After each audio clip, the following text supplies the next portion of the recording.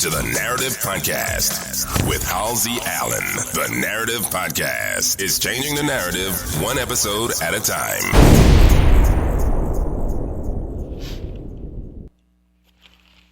Hello. Welcome to another edition of the Narrative Podcast, and I am your host, Halsey Allen. Welcome all my narrators. Welcome to the Narrative Podcast. Narrative Podcast is the home of original people peace, reciprocity, and positivity. So, welcome to another edition of the Narrative Podcast. My narrators, they already know what my podcast is about in the format in which I present it.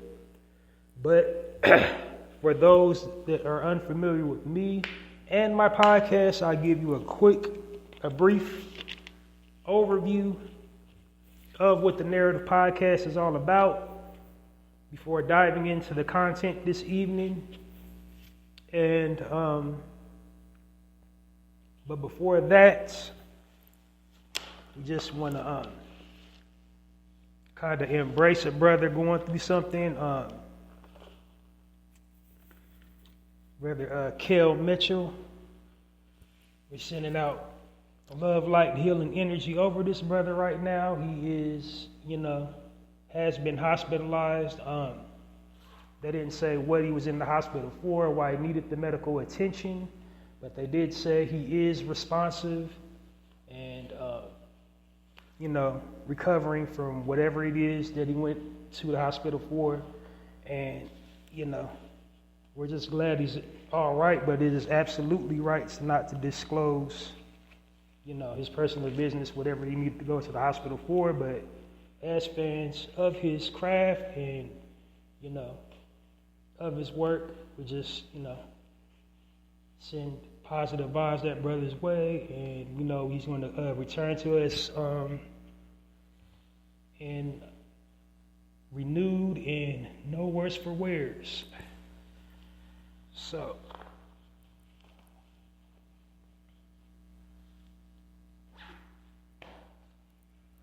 all right. So now we're going to dive into the synopsis of the Narrative Podcast, and then we're going to dive into the content this evening.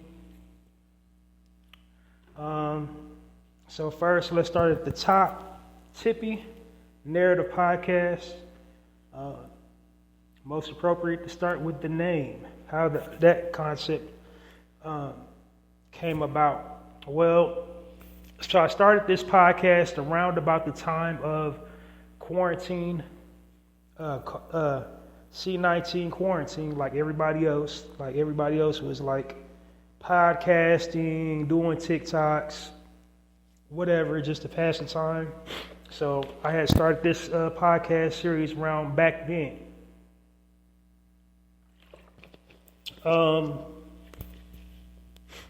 And while in that state of not being able to do anything but just absorb media or read books, I noticed something. I noticed an alarming trend. I noticed how our people and our culture was represented.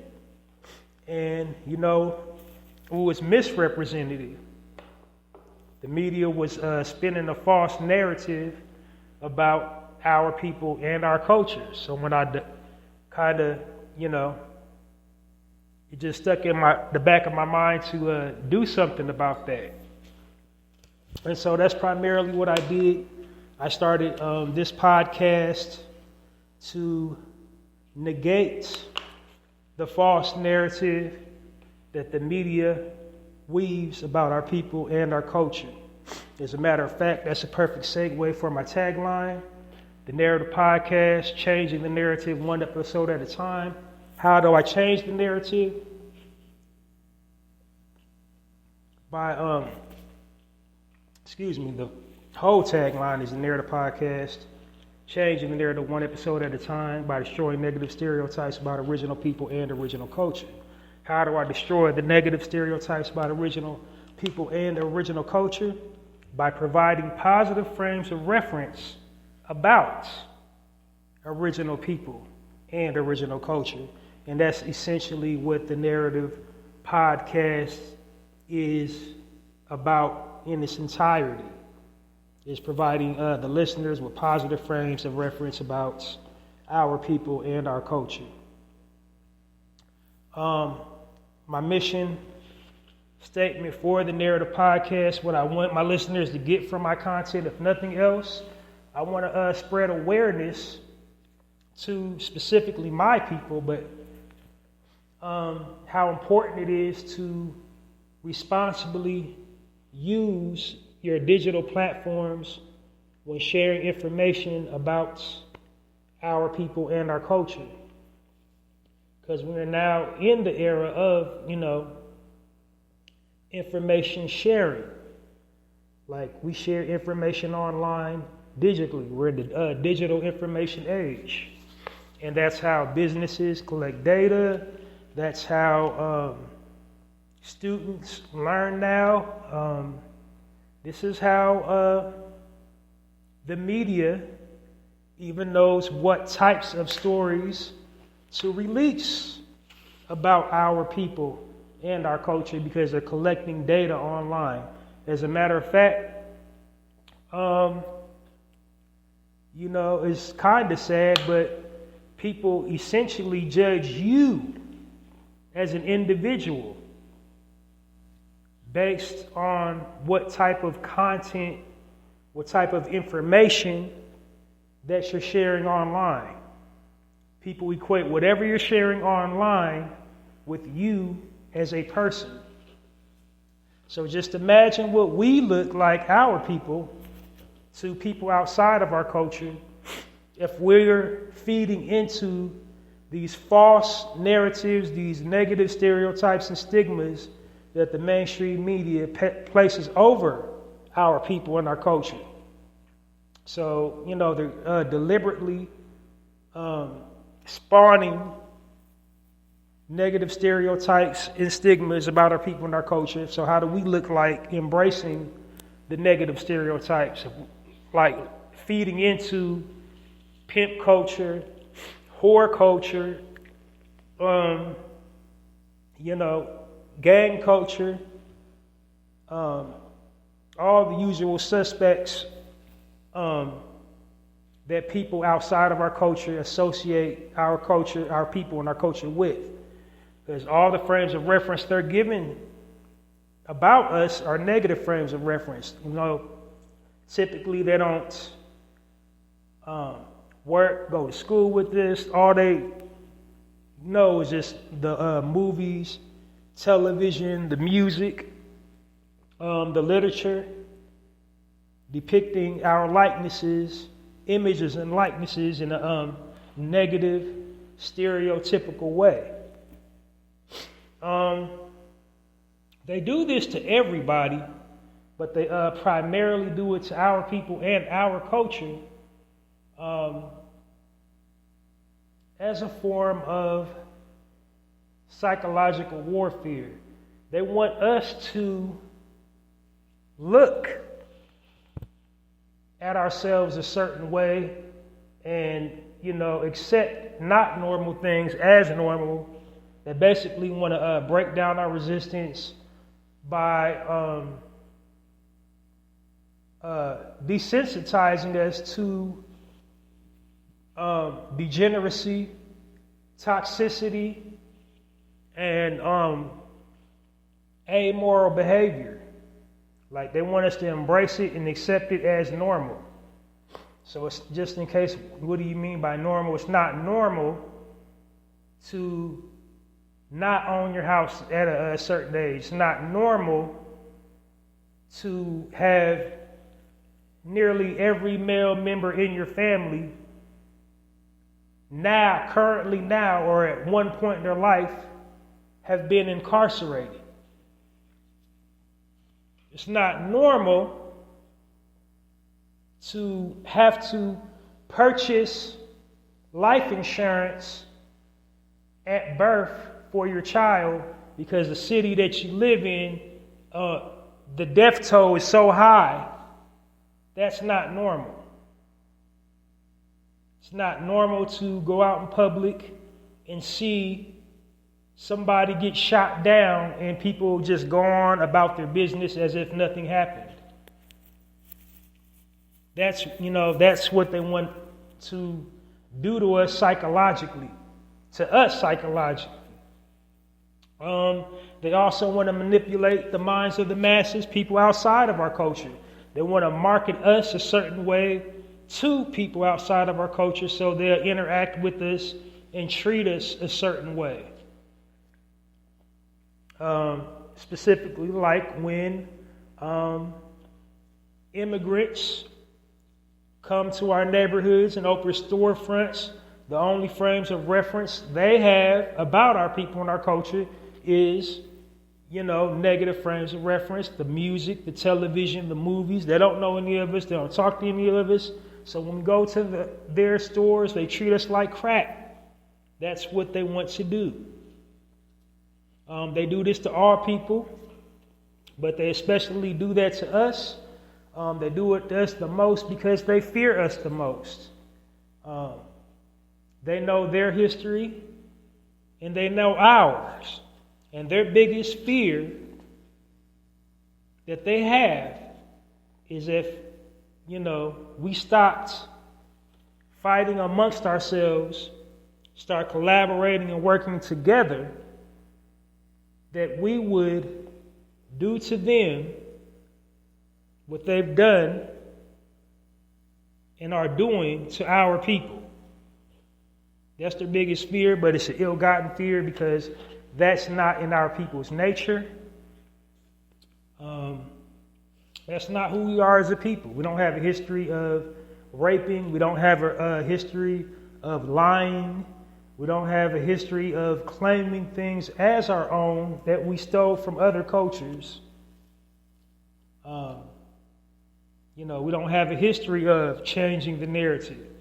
We don't even really authentically have a history of recording history. All the knowledge we have our people have is ancestral knowledge taught from one generation to another generation, word of mouth, DNA coded, getting it straight from the source, the cosmos. That's how we built empires and nations. We didn't record stuff and write it down and make blueprints. We just did it off of instinct.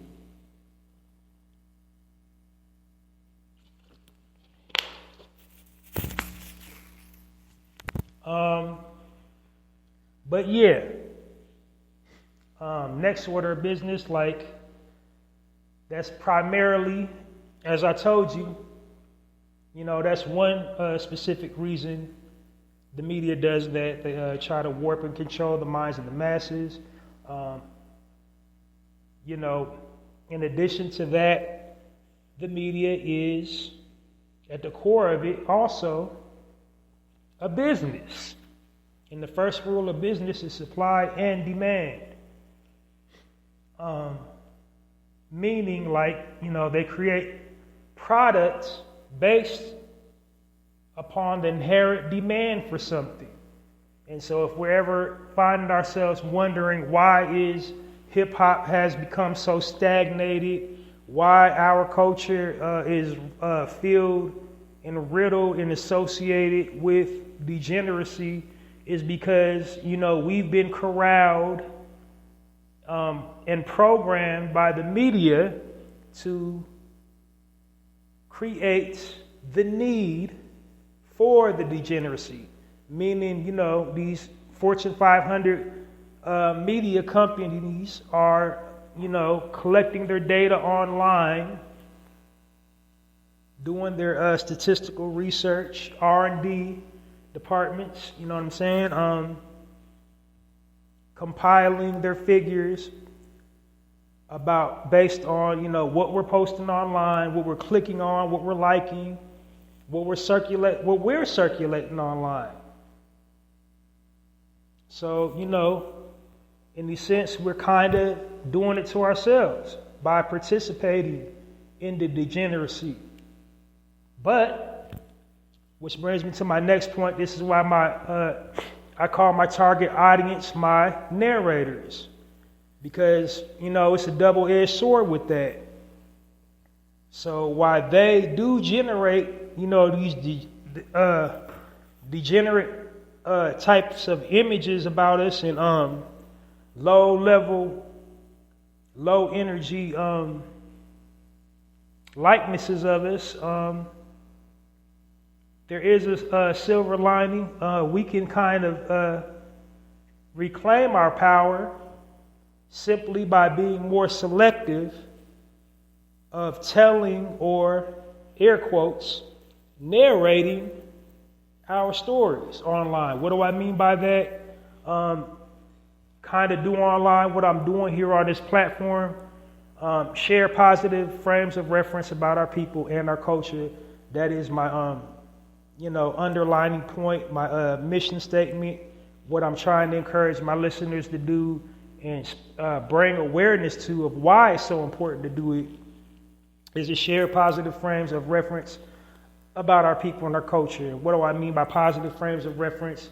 The types of reference I'll be sharing this evening, stories about basically, utilizing your platform in a responsible way that will make us the heroes instead of the villains. So we need to be sharing stories about unity, family structure,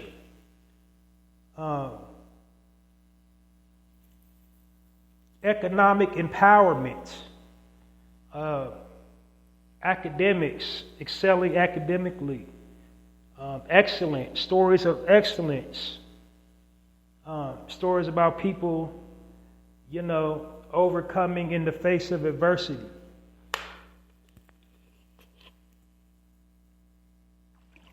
Stories chronicling a sense of community, us caring about our community, us caring about our children, us caring about our elderly and our elders. Us, walking with a sense of urgency, carrying ourselves with dignity and decorum.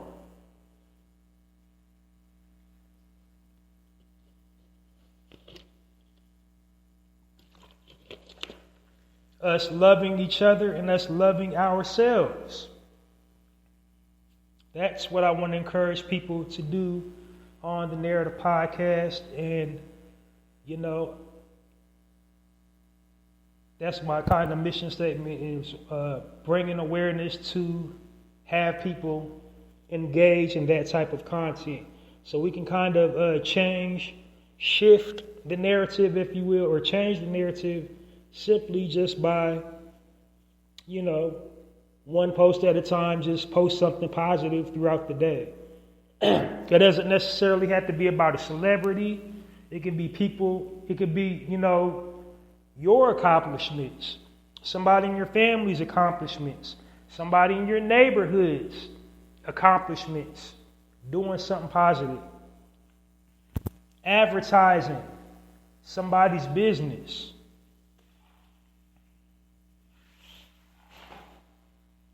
Just something other than airing out dirty laundry, hurling insults and trading jabs online,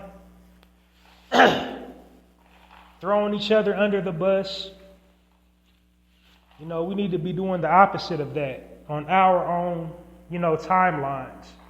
I mean, you can share whatever type of content, whatever type of media content creator you are. You can have a show and talk about and share whatever type of content interests you. But just know the repercussions of sharing the negative stuff. I know positive cannot exist without negative, but again, if we're, sharing so much negative things that on the surface it looks like we're embracing the negative stereotypes placed over us, then that's kind of more hurtful to us than helping to us. So that's just something to think about. Next order of business about the Narrator podcast. I refer to our people as original people as often as I possibly can. I just feel that's a more accurate description of who we are as a people than the word black. I've heard the other side of it, and it makes sense, but, at the end of the day, we're, the original man, if you will. We inhabited this planet first, and we pretty much invented and created every modern day invention that makes our lives easier.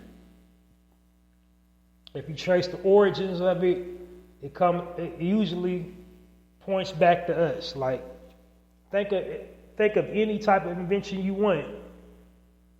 It pretty much, you can probably trace it back to, our early civilization, or if you do a little digging, the people credited with inventing whatever really didn't invent it. We invented it, but they took credit for it. They put their name on the patent.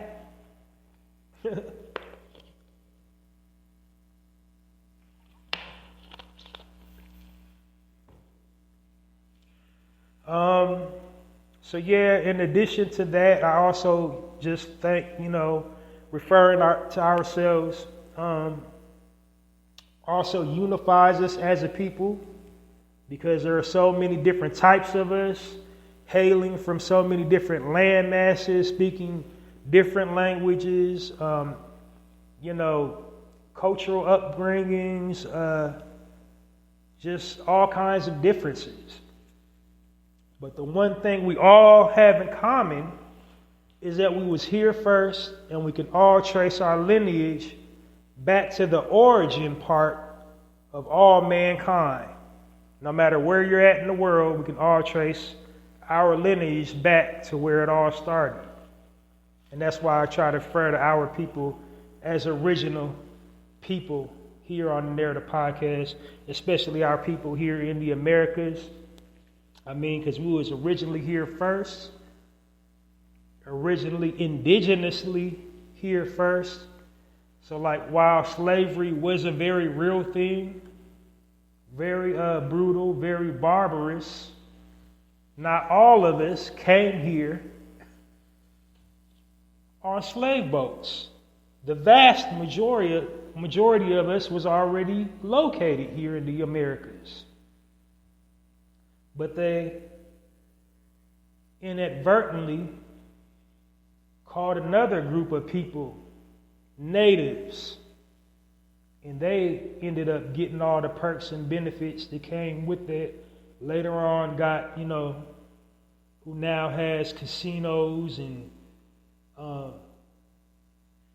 other things for that, to get the grant money every, week or month. Meanwhile, we got put on plantations along with people that they bought from Africa.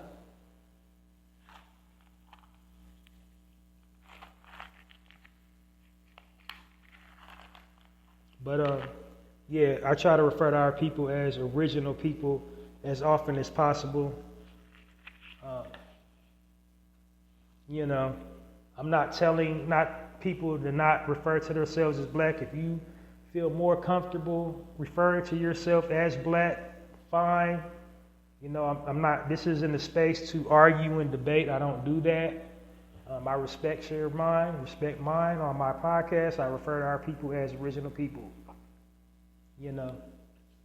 As often as possible. And the Narrator podcast also is a positive space. I don't indulge in gossip, indulge in it. I don't try to promote it, endorse it, stamp it, feed into it at all. Whatever is going on in somebody's personal life, especially celebrities, is no business of mine. So if I ever bring up a famous person's name, it's not to clout chase. It's not to try to blow my numbers up. It's simply trying to align. I'm just doing it for a frame of reference, trying to cement a point that I'm trying to make. Because everything, the perspective of everything that I talk about in reference to our people is I address it, I bring it back into focus. Yes, we have things, in-house issues we need to work on. Yes, we do need to do better in X, Y, and Z areas. But hold up, here's why we do this. Here's why we act like that. Here's who we learn this behavior from, who we're mimicking, who we're, because that's not who we are as a people. That's not us. And this is, why we're doing that. And because we've been exposed to it, we've been taught to deviate from our natural higher minds.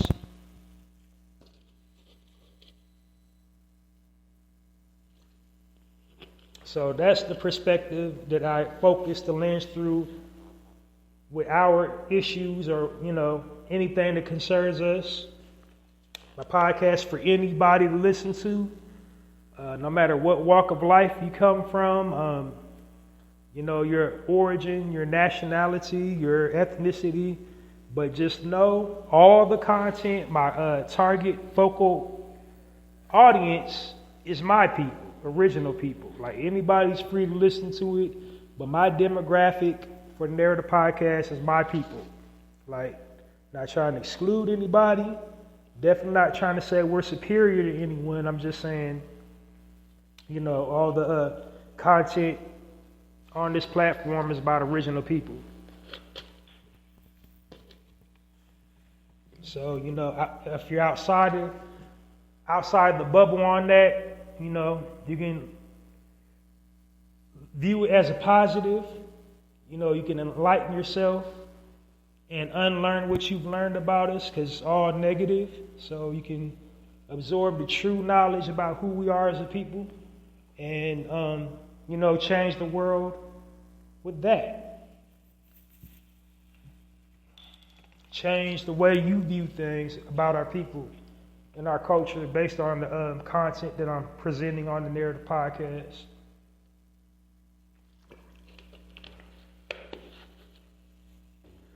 And lastly, I try to make this a time-sensitive platform. I try not to exceed 1 hour because, like I said, I started my podcast quite a while ago. And in the beginning stages, what I noticed was I didn't really have a format. I didn't really have a plan. I was new to it. I'm still new to it. I'm still green to it. But I think I've progressively gotten better. In fact, I know I've progressively gotten better. Each episode is better than the last. I learn something with each episode. My audience grows each episode. My feedback grows each episode. So I know I'm not just spinning my wheels here, like I'm impacting the culture, I'm making a difference. But earlier on in the beginning, what I learned and why I try not to exceed 1 hour is, I want to engage the people. This is an audio platform. I need to keep the people engaged, fully engaged. And the best way to do that is to keep the content simple, simplistic. Like, I don't want to go over people's heads.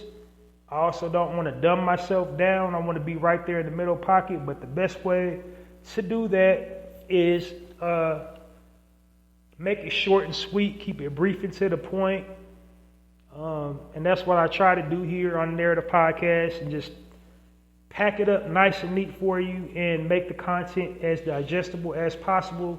Because what I discovered, my own discovery from doing this is like, nobody wants to sit up here and listen to somebody just drone on for hours and hours.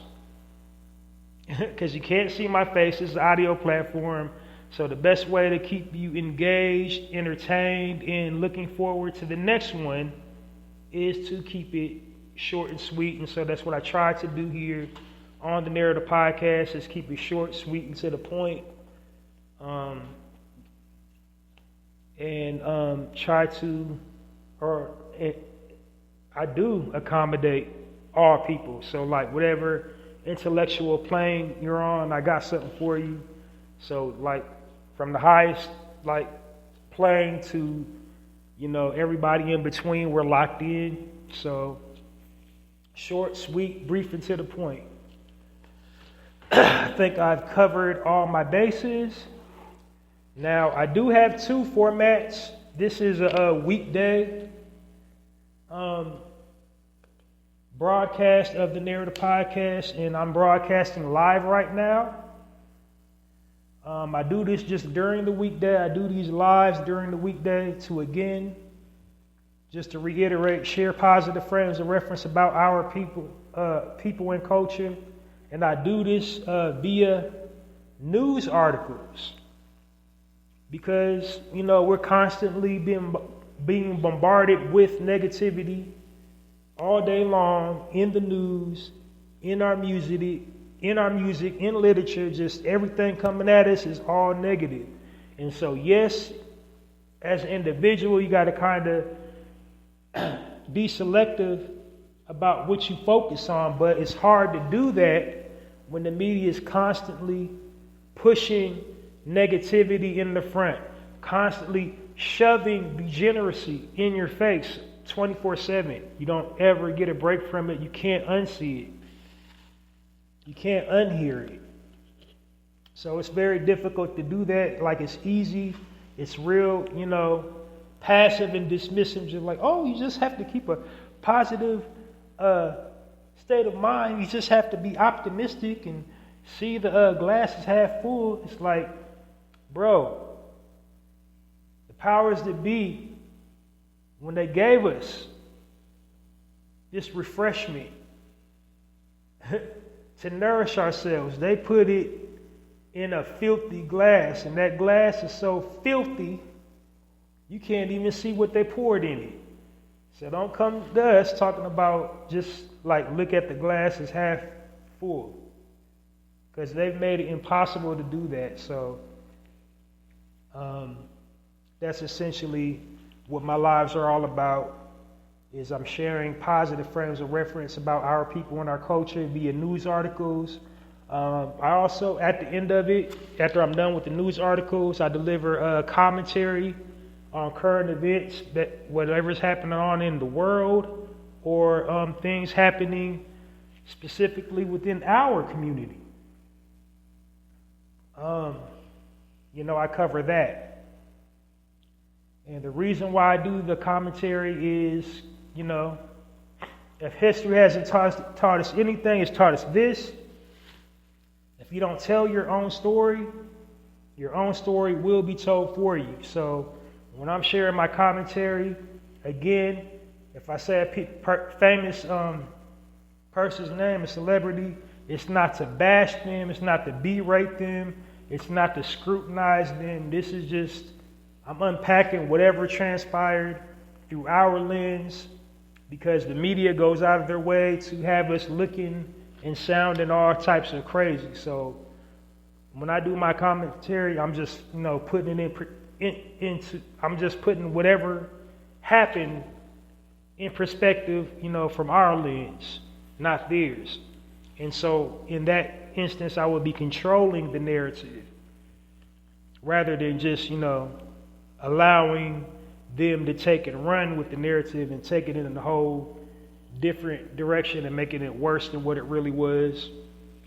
So that's why I do commentary. Like I said, this is a positive space. I don't denigrate, I don't name call, I don't drag brothers and sisters through the mud. But what I do is I am honest, and I gotta call a spade a spade. When a celebrity is irresponsibly utilizing their platform, whether it's intentionally or unintentionally. If they're doing or saying something that got us all looking, crying, and crazy, I address it. Bottom line, like I said, when I do address it, I'm not, coming from a place of condemnation, but, got to tell it like it's how it is. So, yeah, that's what I do here on the Narrative Podcast. I tell it like it is. But other than that, I think you got a full gist of what I'm, crafting on here, what I'm trying to present to you. So without any further ado, here we go, diving in. This terrific Thursday live edition of the Narrative Podcast. Going in. So my first positive frame of reference is an article. And the headline reads, 34 years old entrepreneur opens Detroit's only black-owned grocery store. And the brother's name is Raphael Wright. It's the first of its kind to open in nearly a decade in that area. So they haven't had any, sustainable foods in that area where that store is located. I guess the buzz phrase is food desert. So he saw the need to open a grocery store for his people. And this is a young brother too. He's not even 40 years old yet, and he saw the need for that. This is a very good story because he kind of went through a transformation to get him to the point to open the grocery store. Because before that, he was just an entrepreneur. Reading in between the lines, I don't think I'm dry snitching. Like when you dig them up, do your research, you might have been into some, distributing other things.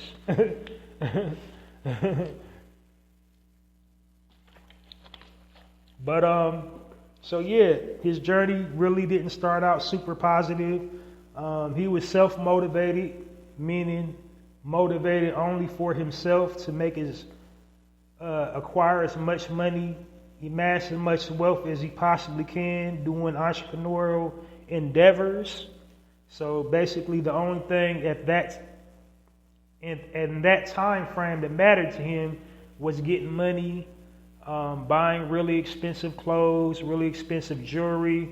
That was his priority. Just looking the part, looking like he's wealthy, but not really understanding what wealth is, like a lot of us. But then, the article goes on to say he did this for several years. He had, a whole lot of endeavors that he just tested the waters with, opening up little stores here, flipping little products online. And then he finally had an awakening and that's kind of how life is. Sometimes you just get your little wake-up call at the most inopportune time. Right when he was about to just, cinch it for him. Because like all entrepreneurs, they got this specific set number in their head. Like, if I get this, I'll be set for the rest of my life. And he got to that point where he got to his number, he was about to be set for the rest of his life. And he said, hey, I got to give back to my people. This ain't right. So somewhere in the middle 2000s, like 17, 18, he had the epiphany that he got to, do for his people instead of just doing for self.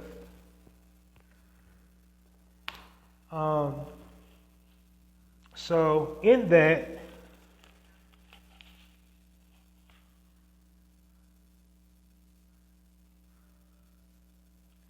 He realized the importance of building generational wealth. He studied group economics for a couple years. He also studied farming. He's a farmer too. You know, he got an extensive resume. He also studied agriculture, knows about farming too. And in that, you know, with his studies, learned about nutrition and how important that is. And, you know, kind of came to realize, kind of like with predecessors, like people like, you know, Dr. Sebi and Layla Africa, you know, or Dr. Africa, excuse me, that a whole lot of the conditions that happens within our community is due through mental diseases we get from having a poor diet. So, you know, he wanted to work on that. And the light went off. He said, I gotta get these funds, get the message out, get the knowledge out, to get my people right. So he started at the knowledge part of it first. He became an author and wrote like 3 books.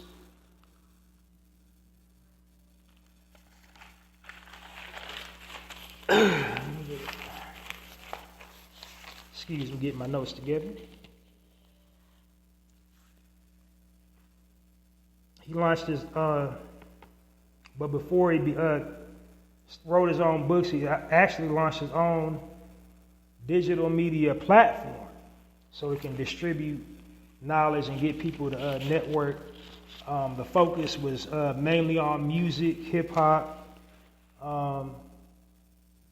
from the independent perspective, of course, independently producing music, beats, and promoting events, booking artists, and doing small indie films like straight to DVD type ventures. And then he like started writing books around 2017, 2018. His first book was How to Hustle. The title of it was called How to Hustle. He wrote that in 2016.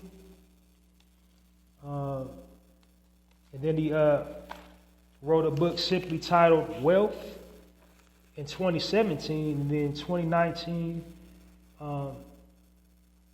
Make the Hood Great Again. He wrote that in 2019.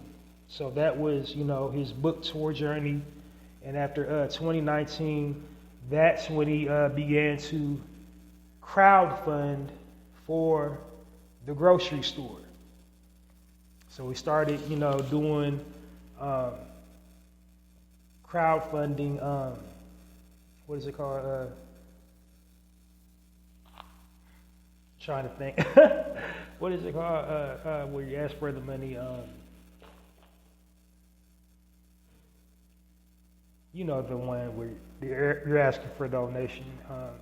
Do the crowdfunding. Having a brain fart. I'm about to actually punch it up. But I know you're listening and like probably yelling at the speaker, it's caught. It's not clicking on. It's just not clicking right now. And I did not write it in notes. GoFundMe, yeah. So like that's what he started.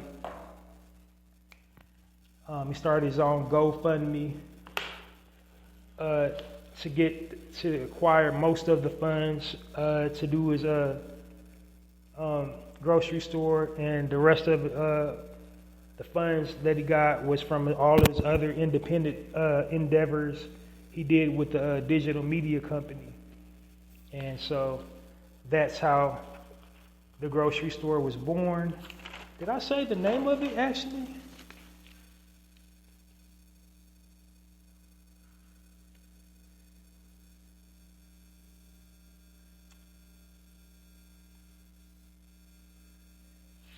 I think it's just called Neighborhood Grocery. Let me see.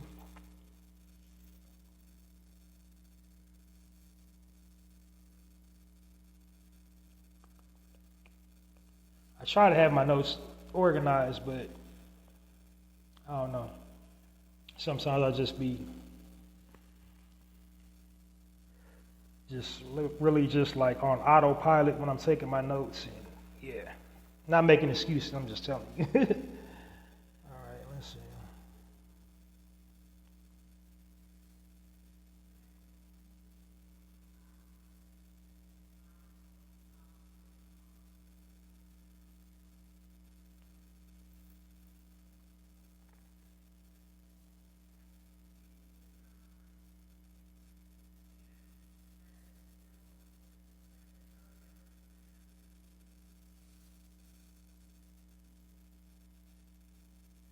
Yeah, it's just called neighborhood grocery.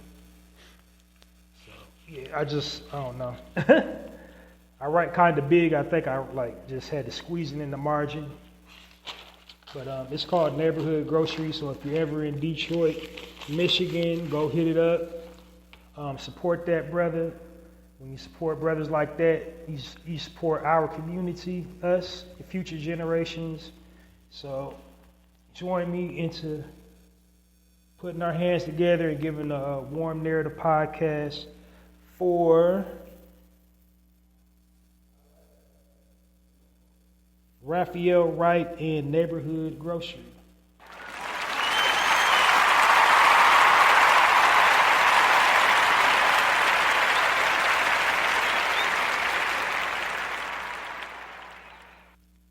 All right, keeping it moving and grooving with our next article. This is going to be a super light bite tonight. I usually have anywhere from 4 to 6 articles to share. I think this evening I only have, let's see, I think I only got 3 articles tonight. And then the rest is commentary.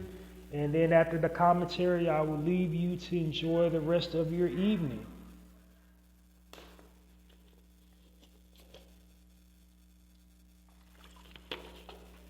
But here we go. Next story, the headline reads, 14-year-old boy invents bar of soap to treat skin cancer. Awarded America's top young scientist. And the young brother's name is Heyman Bikili.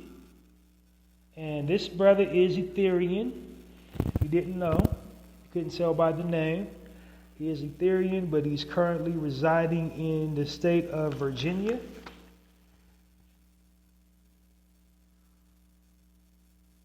In the Fairfax County area.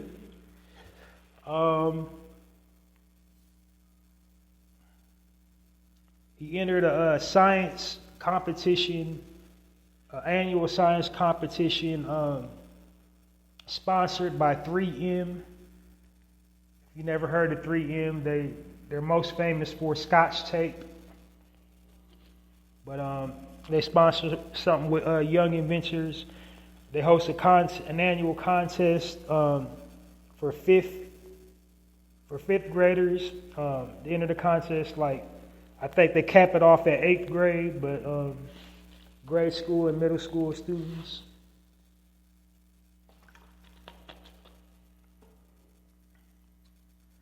So he was always very bright in his studies. He didn't actually know what he wanted to enter in the competition. He was just, he had an awakening. The light bulb went off. And I think he was in school and he was hearing about skin cancer. So he decided to try to do something about it. Started studying, what causes it and what could you do to quiet the symptoms, what could you do to treat it. He consulted an actual college professor to give him, all the technical terms and whatnot about melanoma. So that's what the soap does. It quiets the symptoms of melanoma, skin cancer. Now, melanoma is not common in our community, that's not a common thing because it's really kind of caused by radiation, exposure to UV rays. And as you know, our people are carbon-based, are really high concentrations of carbon, which blocks cancer and stuff like that, blocks the harmful UV rays in the sunlight. So if anybody within our community has melanoma, that's due to, a mutation. That's something that broke your melanin, weakened it to let those harmful rays in. Something like transmutated your cells, like legit. Because that's not really something in our community, but it is a very common disease.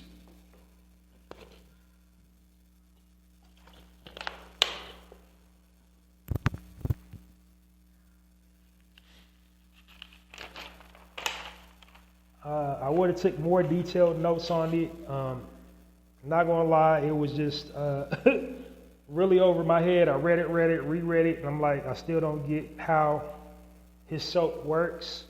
So I'm gonna just give you the short version tonight. It basically just strengthens the stronger enzymes within your skin. Like you still have it, but it just like quiets the symptoms and makes it go into like a remission type deal.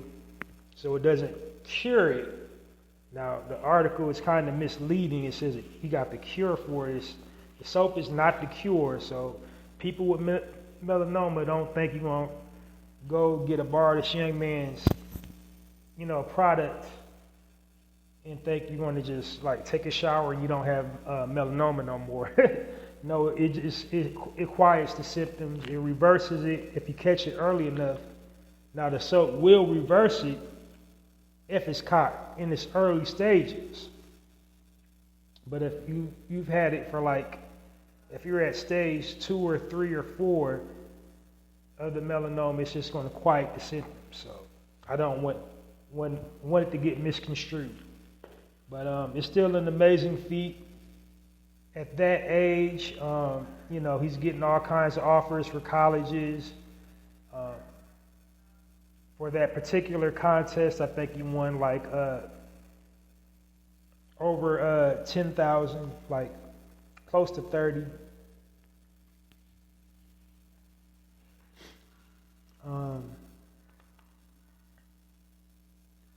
I think he's doing TED Talks and stuff now, and he's inventing more things. So this was, the vehicle to send this young man on his path. I think he found his calling in life, science. You hear him speak, he's very articulate, very respectful. So yeah. That's pretty much it for his story. Wish I had wrote a little bit more detailed notes, but like I said, I didn't really quite understand. It was a little bit over my head, the scientific breakdown, the atomic table, and how it actually works. But his brand is called SCTC Soap.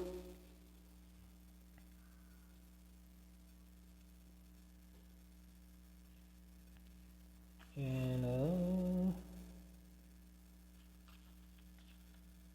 it basically, so it replenishes skin's dendritic cells. So like I said, I don't know. You're going to have to do your Googles to see what a dendritic cell is. So it replenishes those. Doesn't cure it, it just replenishes it.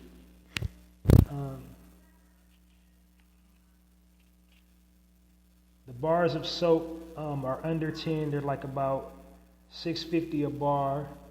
So they made it nice and affordable.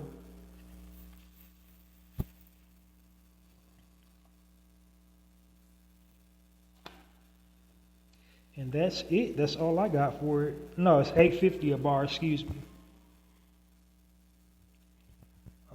I guess I can try to see at least that. What is it? SCC. I'm just going to try to see where to go get it.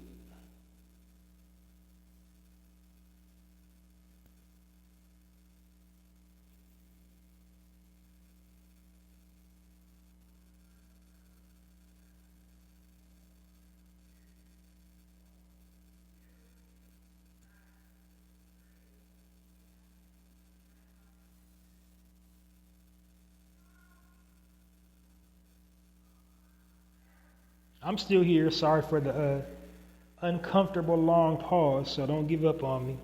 I got one more article, and then I'm going to dive into the commentary for this evening.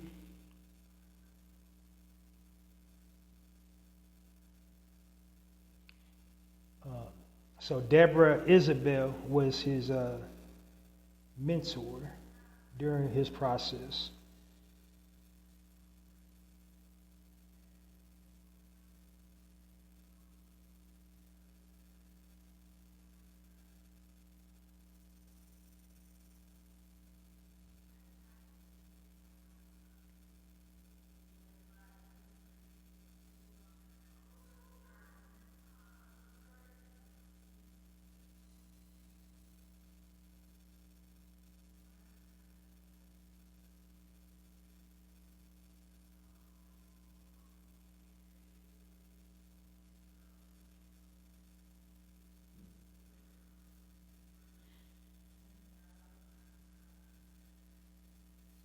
Melanoma treating soap. That's what the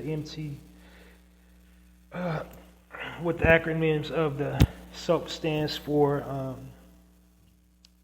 I was skimming the article. Sorry for the very long pause. I should have put that in my notes. Apologize to all the listeners this evening. But it's a live episode. I never know what days I'm going to do a live, so I winged it. I wing all my lives.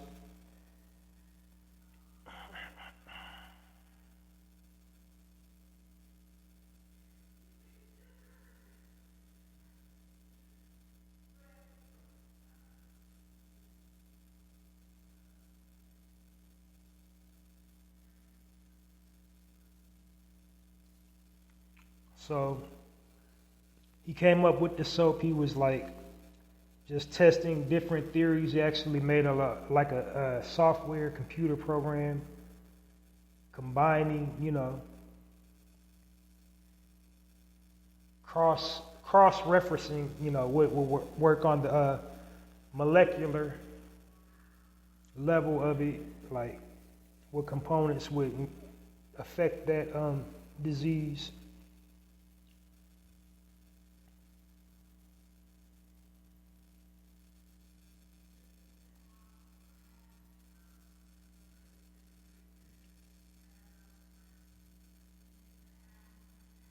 And then the article goes on to say, of course, it's still in its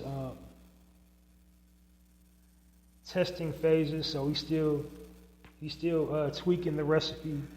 But he has a version of it out right now. Each bar is like about $8.50 a bar. It didn't say where, no website that it's available on, so I guess you just have to be, do your due diligence to find out all that. But I just want to bring awareness to that young brother's accomplishment at such an early age. But that's pretty much all the information I got on it. So join me into putting our hands together for this young inventor, young brother, 14 years old, Heman McKaylee, and his invention, cancer soap.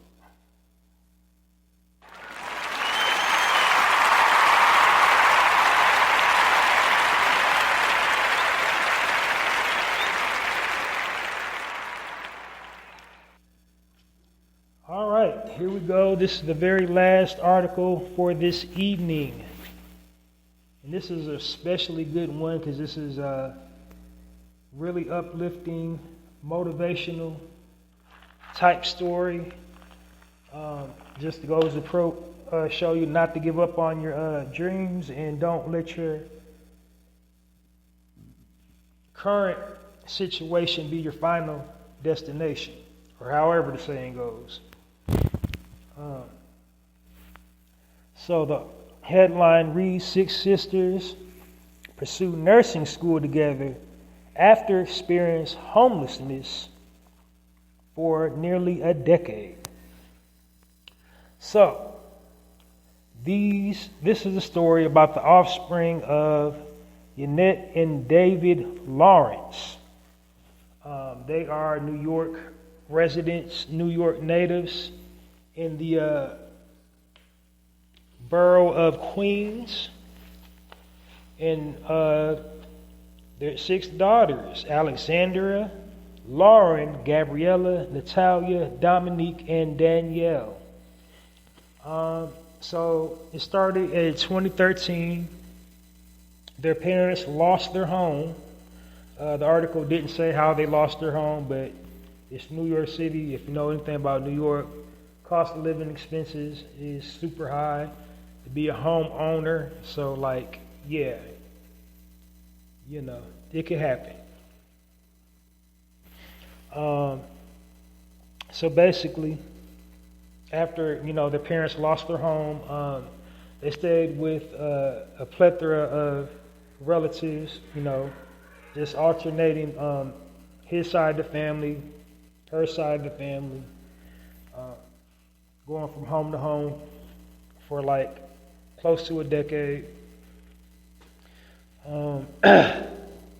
They enrolled in homeschool and started taking their GEDs.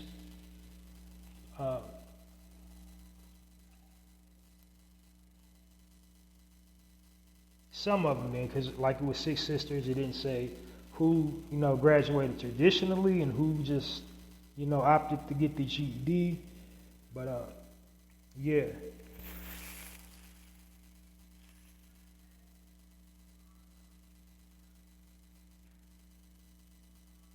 So after they got the GED, they started attending community college in Long Island. Then they enrolled at sunny old Westbury, where they earned their bachelor's degree in public health. And they're currently studying nursing. They're just like, you know, in their final stages. They're just about to get their certificate, going into the field this year. Their story went viral. It's appeared in People magazine, and they were also guests on the Sherry Shepherd show, where they told, you know, the world about the story. So if you want to know more in-depth details, you can like go to People magazine, do your Googles, type in Lawrence sisters nursing, and you should see the People magazine article pop up, or you can go on YouTube to, if Sherry Shepherd got a YouTube channel for her show, you should see them pop up, their interview pop up on the Sherry Shepherd show. Yeah, very inspirational, motivational type of story. They got frustrated a whole lot of times during their journey. You know, how that is living with relatives, different people's rules, and then on top of that, their neighborhoods that they was living in, it's New York City. So, and then at school, kids, of course, being unkind, you know how that goes. Probably somebody found out that their mom didn't have their parents didn't have their own place. They were staying with relatives, and you know, so they got it subjected to some bullying. Well, now this generation calls it bullying. We just called it, you know, roasting or, you know, talking bad about you. But it's each their own. But, you know, not to marginalize what they went through, but it's very inspiring, very motivating. So I think the lesson for that story is just not to give up on whatever vision you have. And, bad things are going to happen along the way. And try not to succumb to the bad time, but embrace it and let that be your fuel to get stronger and your fuel to, make your dream come true or accomplish whatever goal you're trying to accomplish like these young ladies did. So let's put our hands together and give a Warm Narrative podcast round of applause to the Lawrence sisters and their, wish them well on their path to becoming registered nurses.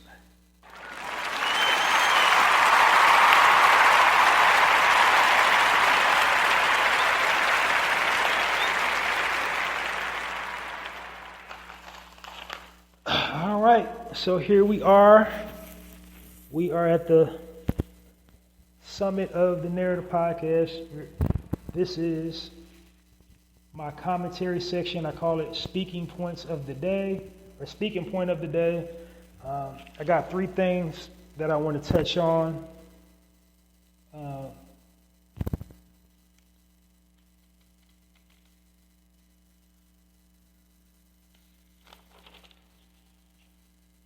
Four things, actually, I'm sorry, that I want to touch on this evening. Now, the very last thing, I'm going to use multiple references, so I'm just, spoiler alert, I'm going to have to use multiple references from, like, famous people to kind of frame up what direction I'm taking it. But like I said, I might kind of sound critical, but I'm not criticizing about this, the very last article of the evening, just like getting you ready. But we're going to talk about some stuff this evening on the Narrative Podcast. So, first topic. So this month,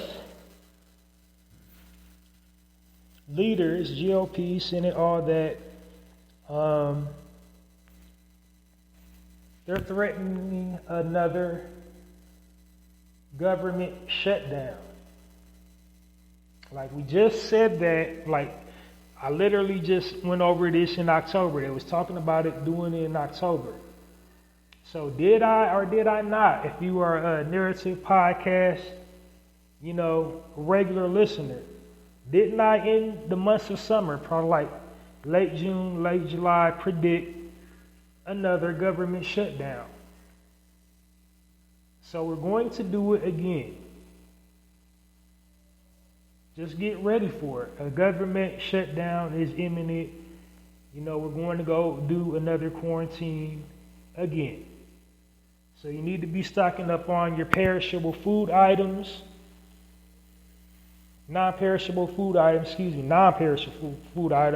your water, your toilet paper, because we're going to have another little sit down. All signs is pointing to it. The closer that we're getting to these general elections, the more talks of an imminent shutdown is coming. Like every other week, they're talking about the government's going to shut down. So if you did not know, if you're a U.S. citizen, you didn't know, or you don't want to concede to this fact, it's a fact, our country is not a country. This place that we're living in is a corporation. So everything done to the American people, all the citizens here, it's business. It's just business. We take it personal, but it's just business. Lucrative business.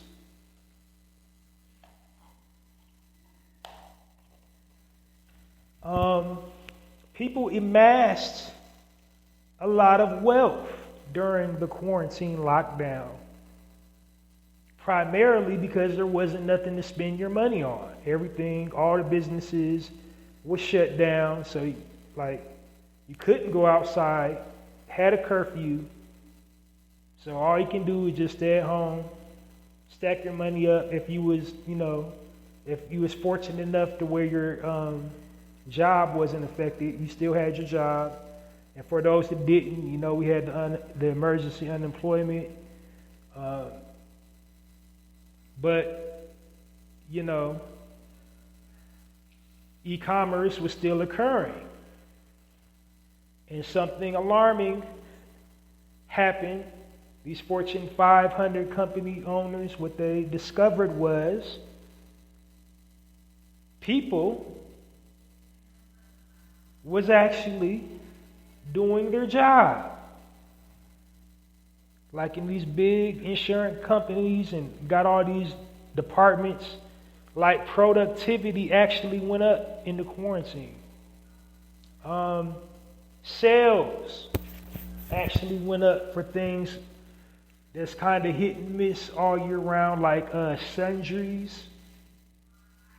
Because, that became like precious commodities, sundries, and stuff you use every day, like grooming products, toilet paper.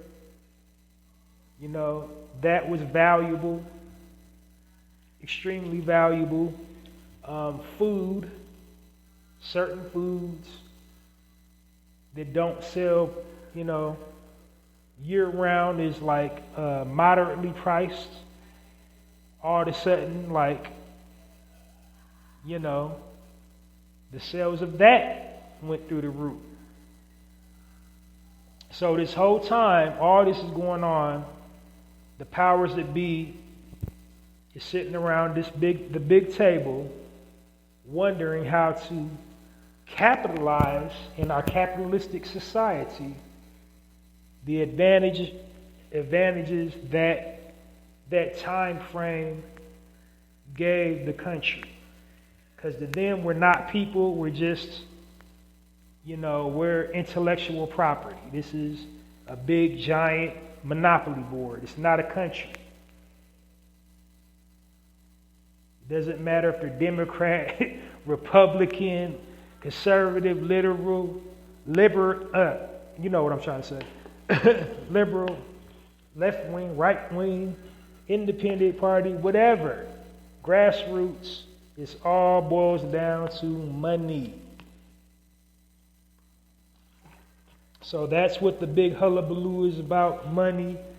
They're squabbling about spending, capital gains tax, how they're going to divvy up the money for this upcoming quarter. The fiscal quarter, like all Fortune 500 companies do.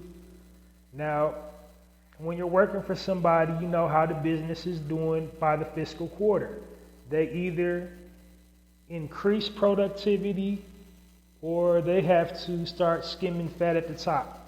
So after the fiscal quarter, if the business wasn't doing so good, this is when people start getting laid off, people get fired, they downsize people's workspace. They downsize the departments, like, well, we don't need this number of people to do that. We'll, do anything they can to trim the fat, cut the numbers down to get what they need. And so, like I said, America is not a country, we're a corporation, so their logic is the same thing. How are we going to cut spending? How are we going to get more money? Everything is money, money, money. We're in $1 trillion. We're $1 trillion in the red. Like how we owe all this money, everybody's paying taxes. Like, make it make sense.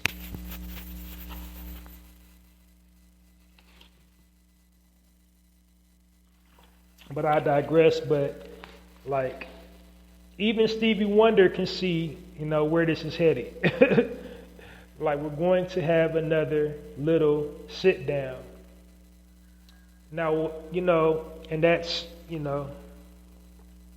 to support my hypothesis about this country being a business.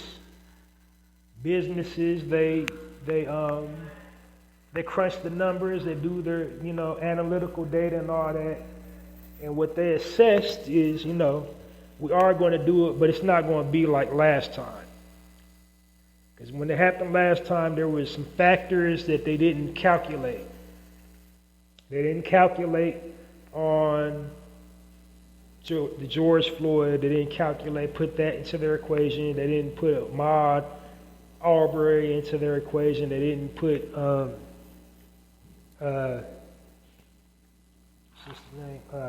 Taylor into their equation. But now they have a blueprint. That happened, so now they're factoring that. They also didn't factor in these crazy white supremacists, patriots, American patriots, running the streets with, AR-15s, talking about their amendment rights, and they don't have to do quarantine. They don't have to, go inside for curfew because they're white and they're right. They don't have to follow the rules because they're a patriot. This is America. We have the freedom of choice. So I'm going to carry my gun and I'm not going inside. They didn't factor that in. But now that they got the blueprint, they're taking their time, they're crunching the numbers, they're factoring all the stuff that could go wrong. And we're going to have another government shutdown. We're going to have another quarantine. But it's not going to be as severe as the first time around, but it is coming. So get ready for it. Prepare accordingly. Like, get your passport if you don't want to be here in this country, in this corporation. If you don't want to be here on this soil when it happens, make sure you got an exit strategy. If you plan to ride it out, make sure you're comfortable wherever you're at. Start stocking up on your supplies. But a government shutdown is imminent. We're going to happen. We, the general public, we're not going to know, but they already know, the lawmakers and everybody, all the people who work in the government buildings, they already know the exact day it's going to go down. They're having drills already. They're already practicing drills.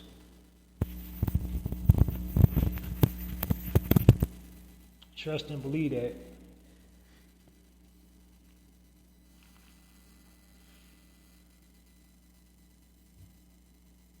Next order of business. This is kind of older news, but it hit my radar. I'm kind of late on it, but they're supposed to be proposing a ban on hair care products, specifically hair care products within our community, relaxers, perms, S-curls, anything used to straighten your hair chemically. They're proposing a ban on everything, all relaxers that contain the chemical formaldehyde. So while you sitting up there, what do they used to say in the 60s, 70s? Fried, dyed, laid to the side. Yeah, that creamy crack. And again, it's a sickness within our community to try to make our appearance more European, try to assimilate and fit into that world, into that box. But it's a good thing. It's a very good thing. The ramifications of that, of altering your hair chemically, it's confirmation from something that we've been suspecting all along anyway. Like, we've already kind of just felt it wasn't right. Like, especially like in the 80s, like, doggone well, a whole lot of us had jerry curls, box perms, like, and it didn't feel right. Like, it stinky, it smells like rotten eggs.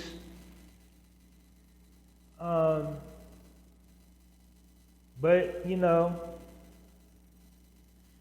we put it in our hair, and why we keep putting it in our hair. And then after you get the product, then you gotta do touch-ups, so your hair still be looking a certain way, still be looking like straight or curly, whatever you're trying to go for. And it's a chemical that attacks your brain. That's the reason why people was doing it. Couldn't figure out why every other weekend you were sitting up there buying perms and box curls, activator, relaxer, setting lotion, all that, to activate those chemicals in your head. And those chemicals was breaking down your molecular structure, making you sick, and you didn't even know it. And so now it's been confirmed that these relaxers are causing illness in our community. So that's a very good thing. The ban will be good because, in my personal opinion, I think a sister should be wearing their own natural hair anyway. Like, if you want to put a hot comb to it, that's cool because it's still yours. If you want to braid it, that's super dope. But like chemically altering it, then we're talking about something else. And again, we've been programmed to condition to hate ourselves, hate our natural hair. We got all kinds of cultural references. First one that comes to mind is Spike Lee, the musical number that they did in his 80s film School Days. Had the dark-skinned sisters versus the light-skinned sisters. And I think within the chorus there was like the dark-skinned sisters calling the light-skinned sisters wannabes. You ain't but a wannabe. You want to be just like me. You want to be white. And then the light-skinned sister, they retorted by calling them jigaboos and talking about their nappy hair, da-da-da. So it's something deeply psychological about using chemicals.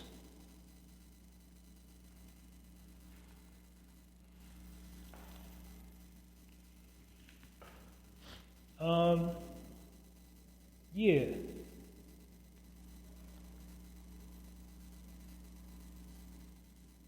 Deeply psychologically disturbing about the chemicals. That's just on the psychological part of it.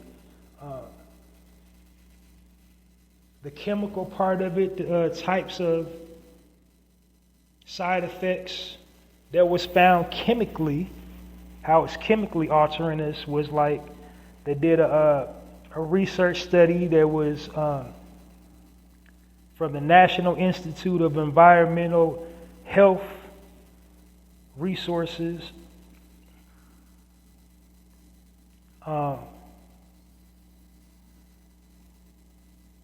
Health Science Environment Resources, excuse me. I didn't write the whole acronym down, but you know what I'm trying to say. They did a study and found out all the side effects from using relaxers. So that people was having like shortness of breath, there was wheezing, skin irritation, nausea, coughing, so a chronic cough. So like you would just dismiss it as your allergies or you're coming down with something. And like you're just coming back, if you're a sister, you coming back from getting your hair did at the beauty shop, and then you just start coughing, and you're just dismissing it like, oh, it's a bug going around, but no, it's that creamy crack.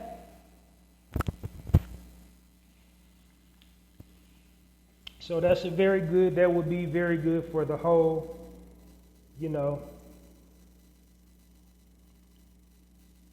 for our community. That's a W for our community if they, go through with the ban. The ban's supposed to go through in April. It's supposed to start enforcing it in April if all goes according to plan, if everybody, votes and whatever.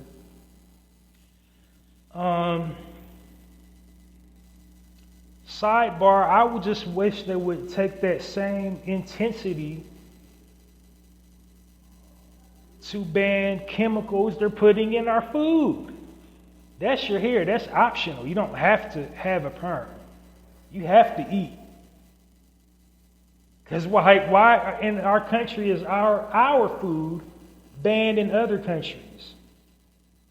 Like all the additives and preservatives we have in our produce, in our meats, in our processed foods are banned in other countries.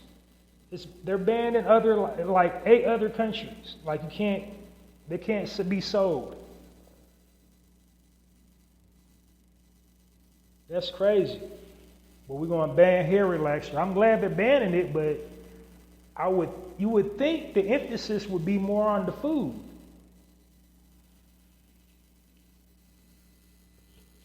But that was just interesting to me, and I just want to share that little tidbit. And now rounding up for something a little bit more complex, something coming directly within our community. So like I said, I don't engage in gossip, slander, and none of that, but this right here is a teachable moment. There is a lesson in all of it, and that's why I'm sharing about it, because something's like happening in social media land, the miscommunication. It's leading to people getting killed because they misinterpreted a message. They took offense to a message that really wasn't all that serious, because when entertainers are involved, what you got to understand is sometimes they have people under their umbrella whose primary job is to monitor social media, all social media,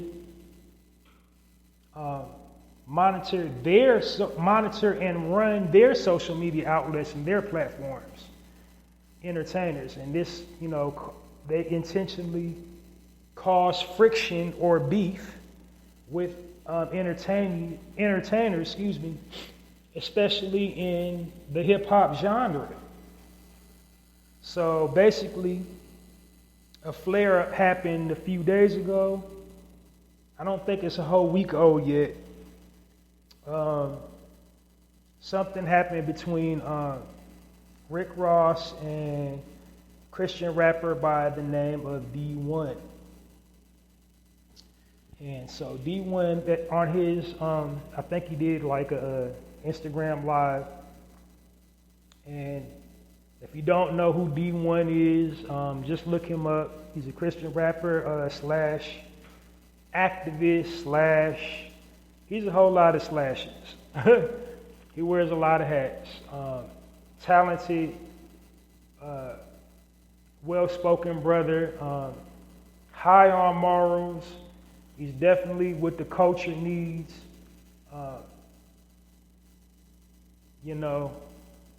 Devout Christian.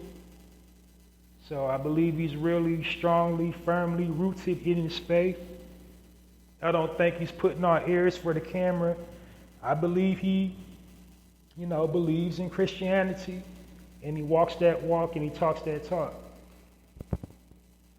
But, a little sandstorm got kicked up when our brother on a crusade, so I guess that's the more appropriate term to, refer to him as a crusader, because he's forever on the crusade, being a devout Christian, Also one to end violence within our community, bring harmony and unity within our community, and speaking on the evils of the world and why it's important to have a very close connection with God, regardless of,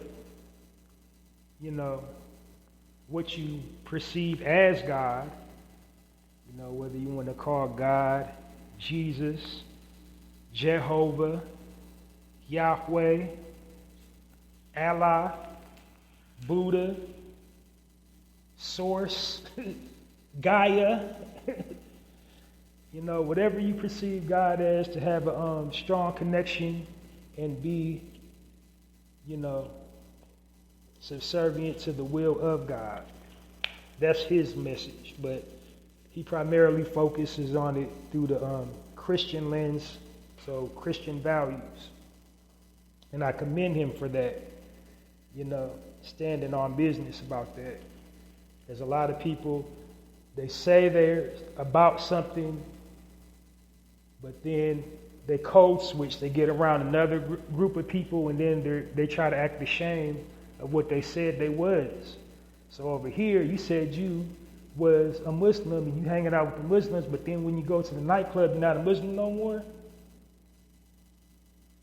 So, but he wears his, Christianity, Christian faith as a badge of honor, as it should be, and, but like I said, a dust cloud kind of kicked in, and some miscommunication occurred. So basically, he was crusading and saying, rap got a real dirty image. I don't got the exact quote, but in his quote, he said he called some rappers' names, and Rick Ross. I'm not going to say the other two rappers' names because they're not really relevant to the point that I'm making. They're relevant, but just not relevant to the point that I'm bringing to the table. Among the rappers that he called out was Rick Ross. So Rick Ross took to his Instagram, and Rick Ross is, no matter what you think about him or however you perceive him, he is devout in the Christian faith too. He considers himself a Christian as well. He took offense to it and, let him know in so many words, he is doing his part and doing what he's supposed to. So D1's response was like, do better. He said, I'm already doing great. In so many words, he's like, I'm doing great. I'm doing this, that, and the third. And, hurled a couple insults. And it could have went super left, but again, the miscommunication, you have to be very, very careful with what you say on social media. Not just what you say and how you say it. But I think, from my personal opinion on this situation, I think the common thing for all rappers to do is not say another rapper's name if you're not acquainted with them. If you don't know the rapper, if you haven't ever, if y'all haven't ever face-to-face met, if you guys don't have a history together, just, say no comment. I mean, we should be at the level of where you can just speak from your heart and say what you want to say. But to be safe, on the safe side, just don't say another rapper's name. Because with this situation, I'm offering some criticism, constructive criticism. And constructive criticism, if you didn't know, when you offer constructive criticism, they call it constructive criticism because there's a solution attached to it. But if you just offering up criticism with no solution, then you're just being critical. And being critical without a solution is scrutiny. You're just complaining about something to complain about something. You're just talking to be talking. And that's what a lot of people are doing online. They're talking to be talking. Just to be, relevant to the conversation, trying to go viral, insert their little whatever, trying to get their little views and likes, and not really adding anything to the conversation, actually bringing more problems to the original situation.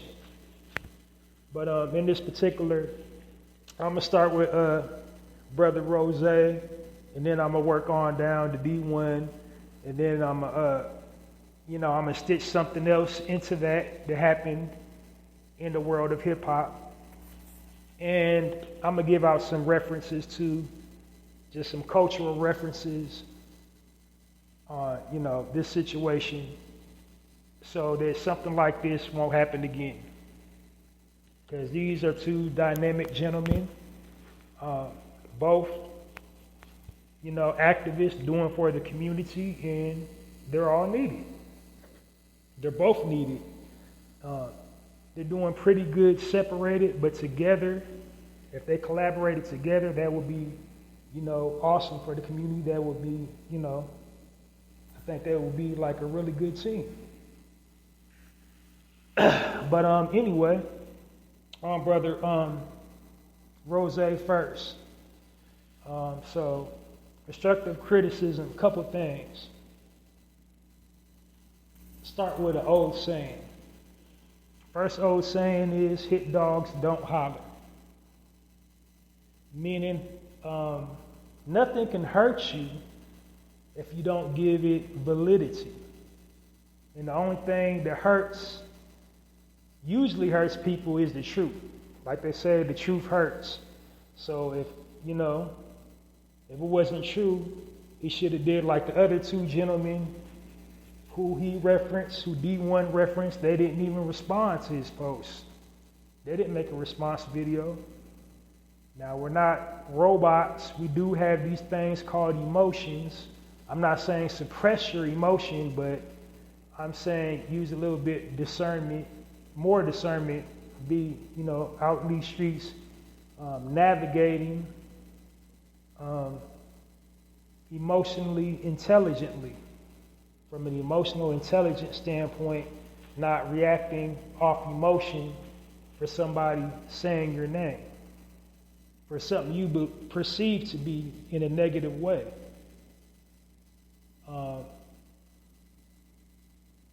Second thing, in his post, some more constructive criticism, the name calling. So, it's okay to not agree with somebody. It's all right. We don't all have to be all kumbaya and just agree with, always be in agreement. If anything, you want to be leery of people to always agree with you. Every single thing you say, they agree with you. Because if everybody agrees with everything you say all the time, somebody's lying. So we can't be, by human nature, we can't always just agree with everybody, everything people, something everybody, with things everybody says and does. Like, you can't just be total agreements all the time. You just can't do it. Just, by the laws of nature.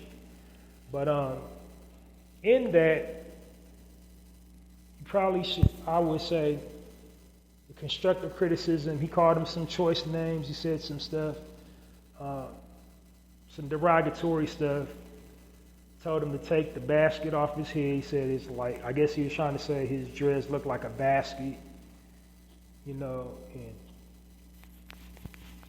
I think he proved his point. He shouldn't have said that, and for a couple reasons. Like, when you resort to name calling, number one, you're hurting yourself more than you're hurting the other person. You're making yourself look worse than the other person that you're talking about, because you're giving them dominion over you by calling them names, calling them out their name.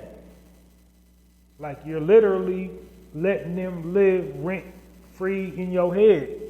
when you get to calling people names. you've exhausted, all your knowledge. Nothing's left but to hurl insults. Because I don't know, I'm not smart enough or intelligent enough to put together an intellectual argument or plead my case intellectually. So I'm just, I'm going to start roasting them. I'm going to start talking about this mama, talking about this and talking about that, talking about everything but whatever the issue is. It's a deflection. And so, and I know you, brother, better than that, brother. You a wise, educated businessman. You got street smarts, book smarts. That's just like lowbrow and petty. It makes you look bad on so many levels to hurl insults at the level of life you're at.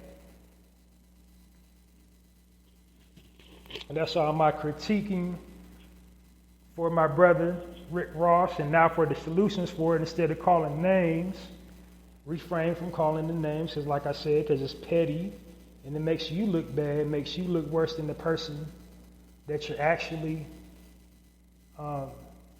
talking about. It makes you look worse than them. You're making yourself, you're lowering your intelligence, you're lowering your morals, you're lowering your standards when you get to hurling insults at somebody.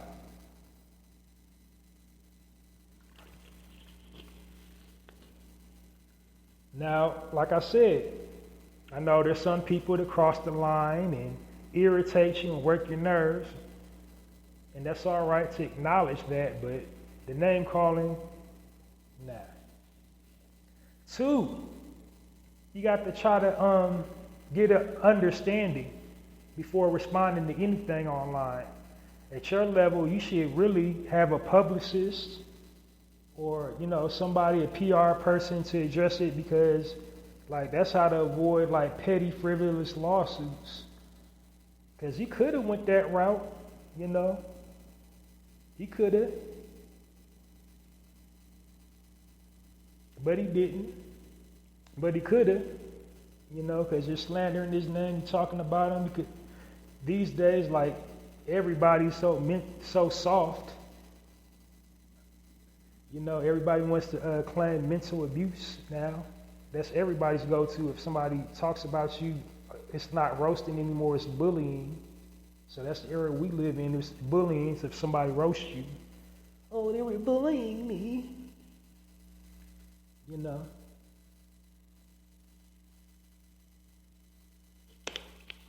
that's all the constructive criticism I got from my brother, is just as long as ain't nobody threatening to put hands and feet on you, it ain't real rap. I wouldn't even entertain it. And so with entertainers in general, they all know the same people that run in the same circles. It's very easy just to get the understanding. Get the understanding first. Have somebody, a mutual go-between, set up a mediation and just talk about it. Say whatever needs to be said, address each other to, in each other's face, or in a space of where I'm not going to, no physical altercation is going to take place, but we're going to just air it out, just, get it off our chest and decide what we want to do after that. But social media ain't really for that. Because if something would have happened to that young man right after you said it,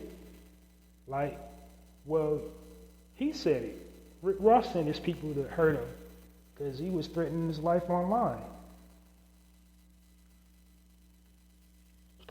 You know what I mean? So you just I'm basically just saying, pick your battles. What's real rap? What's worth addressing? What's not worth addressing? And at the end of the day, was that really worth addressing?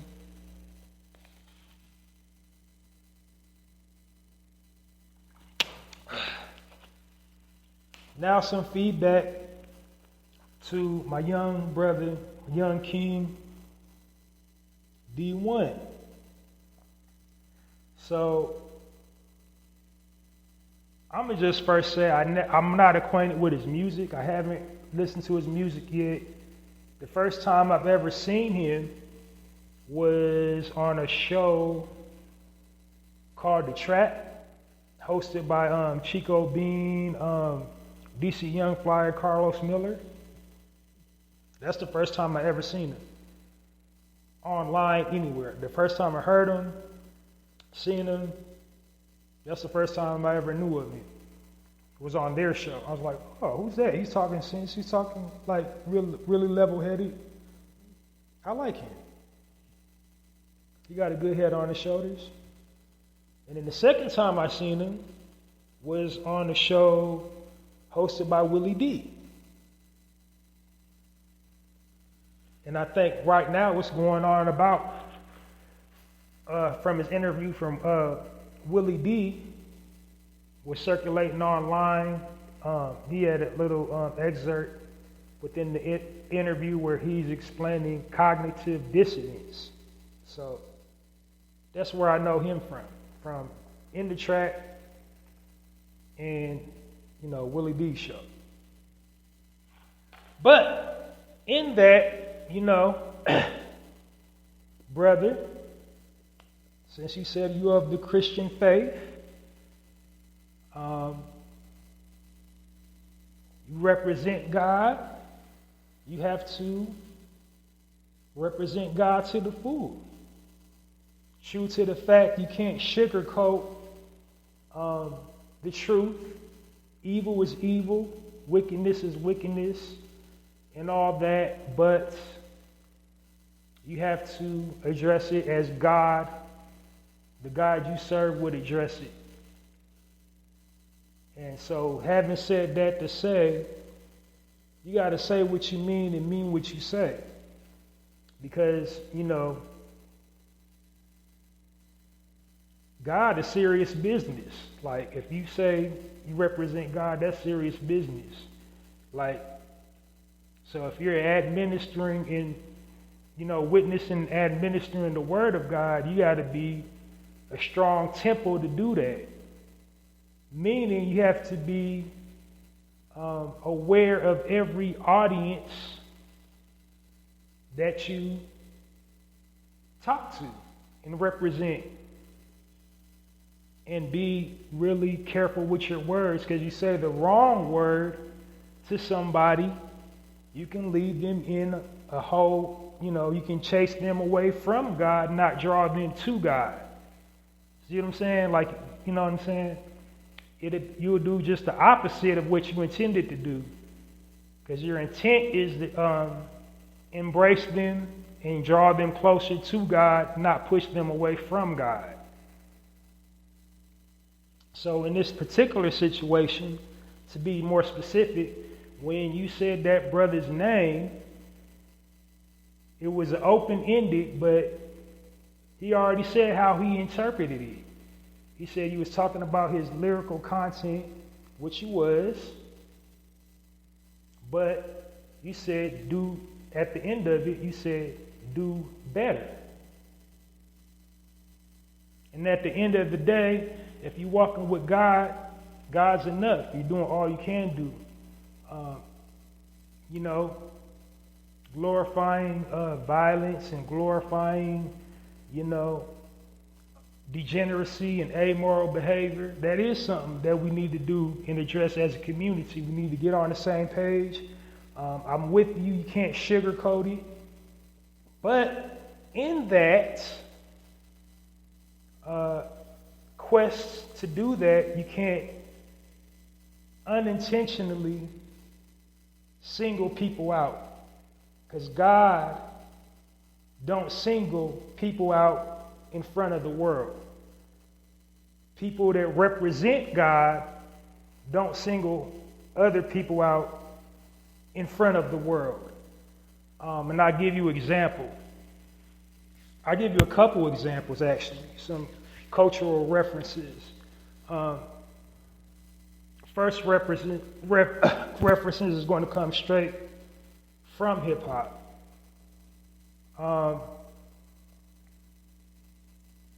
First come to mind is like Run DMC, Rev Run. He's a reverend now. DMC, the living members of Run DMC, both of them grew up in Christian households, got strong, devout Christian morals, but,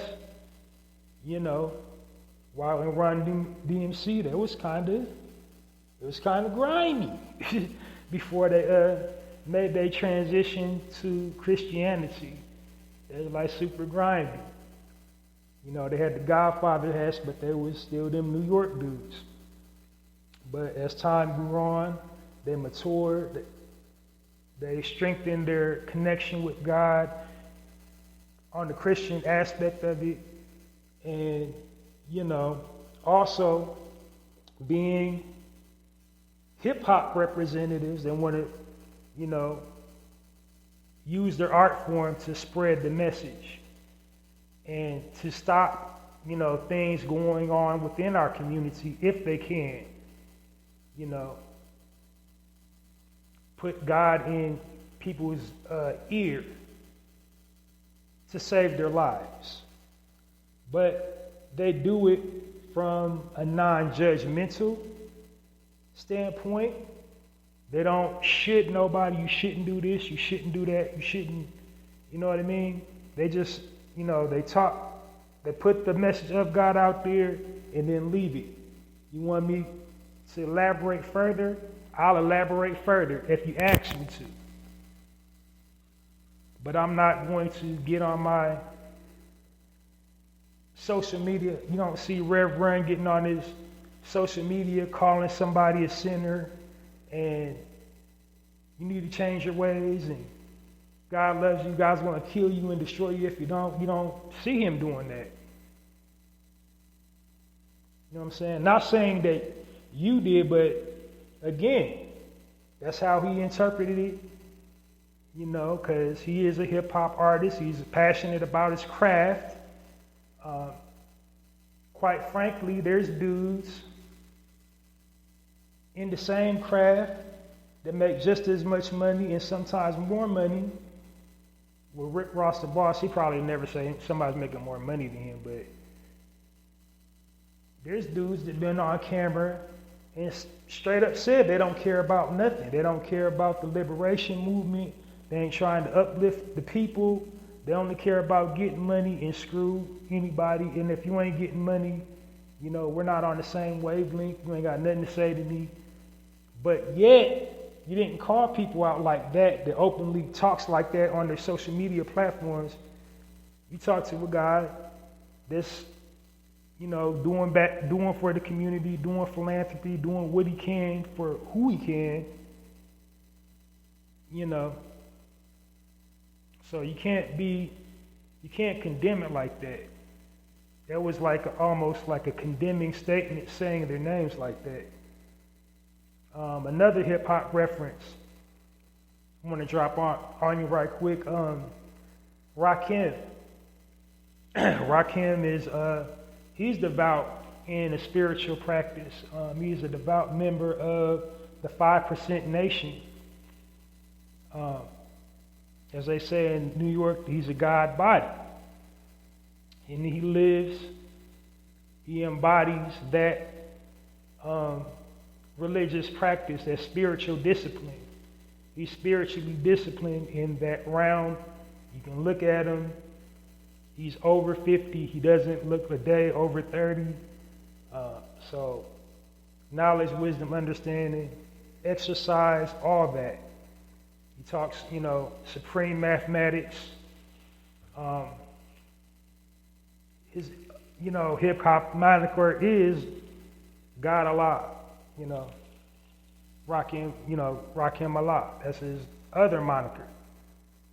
But in that God body, he's never used his platform to say we should all be talking about, supreme mathematics. We don't need to be talking about guns, violence, this and that. And then especially you, and you, calling people by their names. You know, he's still friends with people from the neighborhood. He still like embraces people from the neighborhood. He didn't say, you know, do better. Didn't tell like people that's not talking about supreme mathematics and all the divine concepts that he's talking about in his rhymes. And by the way, he's never cursed in none of his rhymes and is still regarded as the greatest lyricist in hip hop. Hasn't ever cursed in any of his rhymes, but has never shunned anybody that curses in their rhymes. He ain't never said, you know, tell them, yo, y'all need to do better. See what I'm saying? That's my only criticism I got for you, brother. I like your message. I like all the positive things in your community that you're doing for the community, all the programs, all the, you know, your whole journey, your whole walk. That's really only my critique is you just got to be more selective with your words. Because that teeny tiny oversight was enough that could have been escalated and it could have went a whole nother direction. Because what we want to do in that, especially in y'all's culture, is embrace everybody and work together and work in harmony, work in unison, and all for the greater good to uplift and impact and build our communities. Because we are being attacked spiritually. It's spiritual warfare. And we need every spiritual soldier we can muster to fight against the powers that be. So you definitely don't want to push anybody away. So that would be my only critique is, well, I got a couple more things because I gave Rick 3. Another thing is sometimes you do have to split hairs. Because while you can tell the truth, you know, you do have to separate. You know, you got to separate apples from oranges. Why, like condoning it, being friends with somebody is not condoning what they're doing. You know what I'm saying? So he's opposed to the subjective lyrics, the degeneracy, and all the foulness in hip hop. And I get it, and I'm here for it. I'm locked in right with you. Like, you know, we gotta, as a people, take a stand from the artists to the consumers to the fans. We gotta take a stand against this to change this narrative about them pumping poison with the culture. But in that, we can't be self-righteous in doing it. We can't be so righteous we become self-righteous. Like, you know, holier than thou in the pursuit of it. Because we all sinners serving Satan. We all make mistakes. God don't love you no less.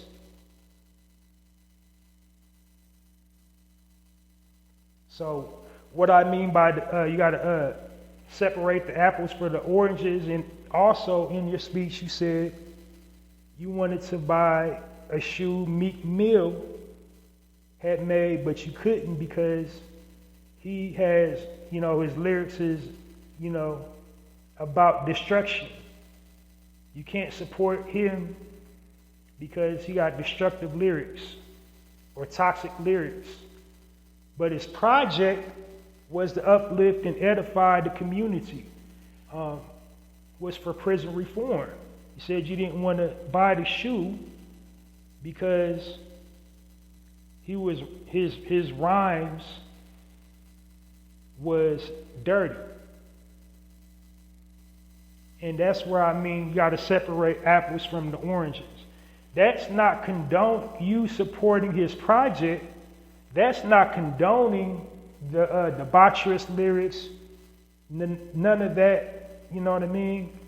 That's okay, I'm taking a stand with you, brother.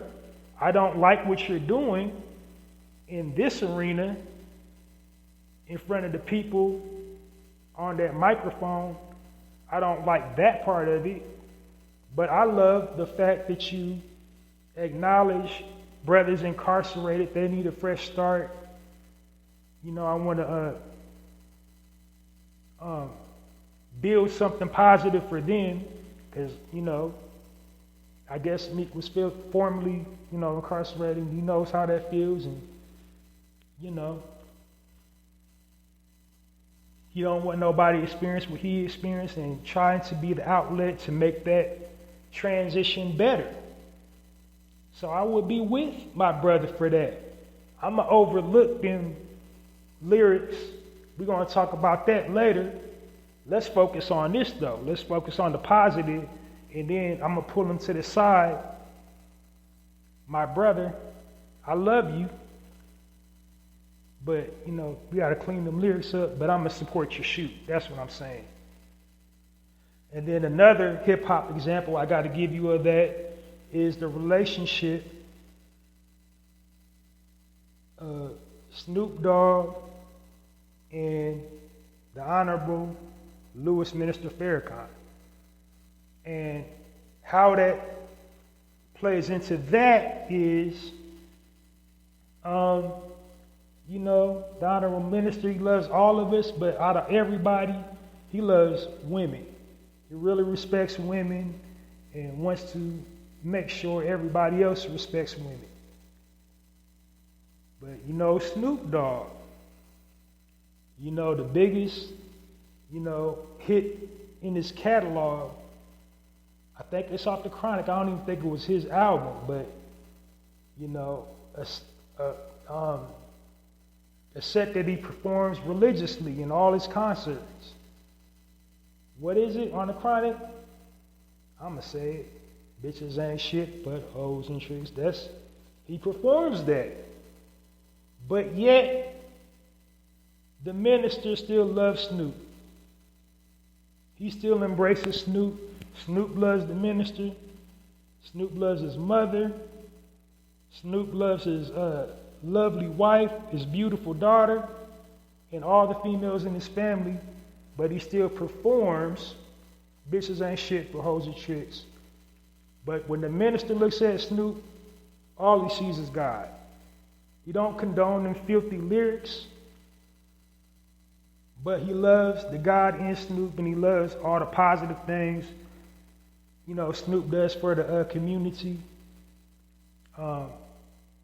Snoop did a gospel album, and part of the inspiration for him to do the gospel album came from his relationship he has with the Honorable Minister. And the love he showed Snoop, you know, the non-judgmental love that he showed Snoop during his whole journey as an MC. Like, matter of fact, all rappers at some point of their career, whether it's at the very beginning or somewhere in between, they all seek his counsel at some point. At some point, and he doesn't judge none of them for, you know, what they say. He ain't never got on, you know, the internet and called a rapper by their name and say, you know, do better, clean that up, stop talking about that. Now, he has, in general, in his speeches, and say, you know, we degrade and demoralize our women, and we glorify this and glorify that, but he never, ever pinned the blame on a specific person. He never, like, said nobody's name.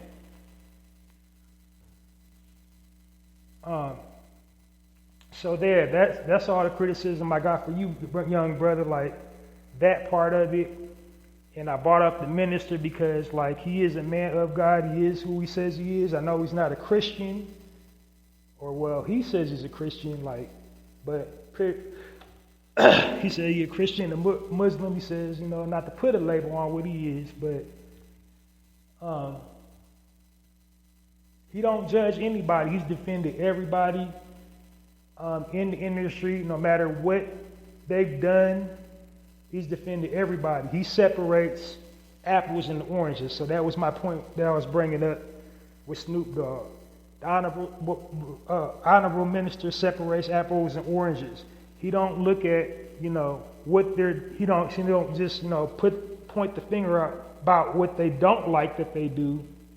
He looks at the God within, sees the potential, and just speaks God when they see them, and then God manifests in different avenues of their life like that. So that's all I would say. And just be, careful with that, and just keep on doing what you're doing, but just, be secure in the knowledge that words do hurt and words can destroy. So be very careful with what you say and how you say it, because it affects everybody. You are in a position where you can really just change this around for the youth and as well as older people, because older people need people to look up to too. Because we ain't got the answer. Y'all need us. We need y'all.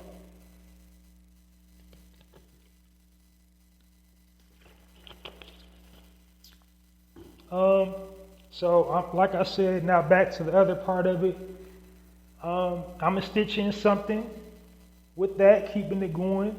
It was a situation that happened with Soulja Boy that could have potentially happened with Soulja Boy and J. Cole. J. Cole got on Drink Champs. He didn't get on social media.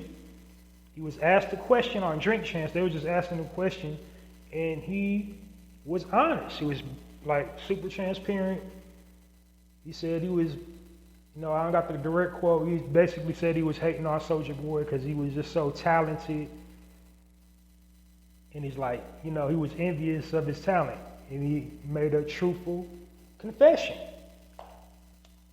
So Soulja Boy took offense to that. Is like, why are you getting on national TV saying you hating on me?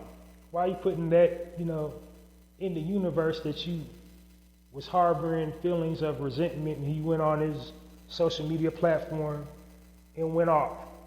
And then who of all people brought it back into focus? A woman, a sister, Nicki Minaj. And she calmed the situation down. It's like, yo, you have to separate the apples from the oranges. Now, what did he actually say? Did he say how you heard it in your head? Or what did he say? And then he thought about it. Yeah, he didn't say that. And then he had to, excuse himself and apologize.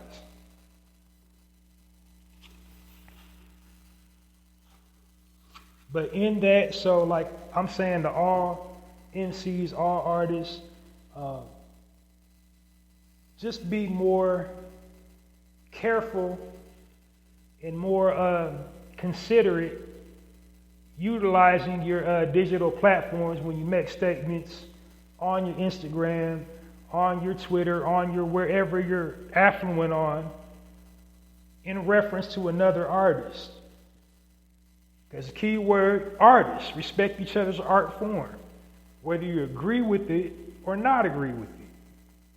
Respect them as an artist, respect them as a person.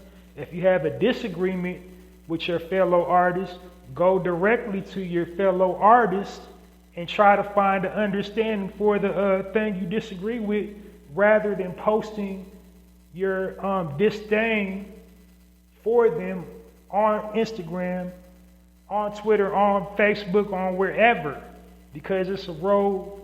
We've seen it, where that road leads. We've seen rappers die because they going back and forth on Twitter, going back and forth on Instagram or wherever. So just knock off the frustration. Don't vent on Instagram. If you got a legitimate beef or a grievance with another artist, go directly to that artist. You guys all know somebody. You all got a mutual acquaintance. Go to your mutual acquaintance and get that situation situated. Don't go to social media because it's who's social media? Like nobody's. Hope like sitting up there looking at y'all. Like 14-year-olds, 16-year-olds, people outside of the entertainment industry. They're just like watching y'all go back and forth, weighing in on y'all going back and forth, dissecting what this person said, dissecting what that person said. So the simple solution is just don't say it in the first place. Don't talk about another artist on Instagram. Don't talk about another artist on Twitter. Talk about them to their face.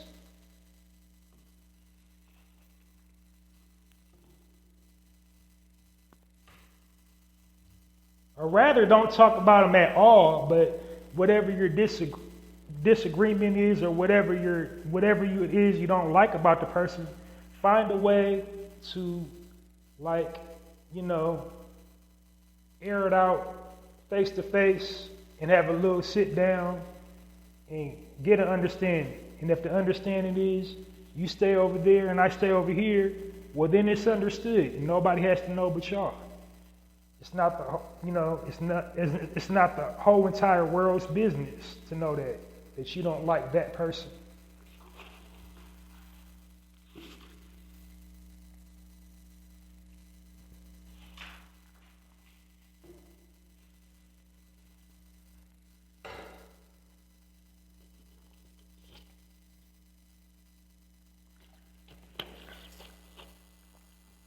Well, I think I covered everything, all my topics, everything that I wanted to discuss tonight, everything I had for my commentary.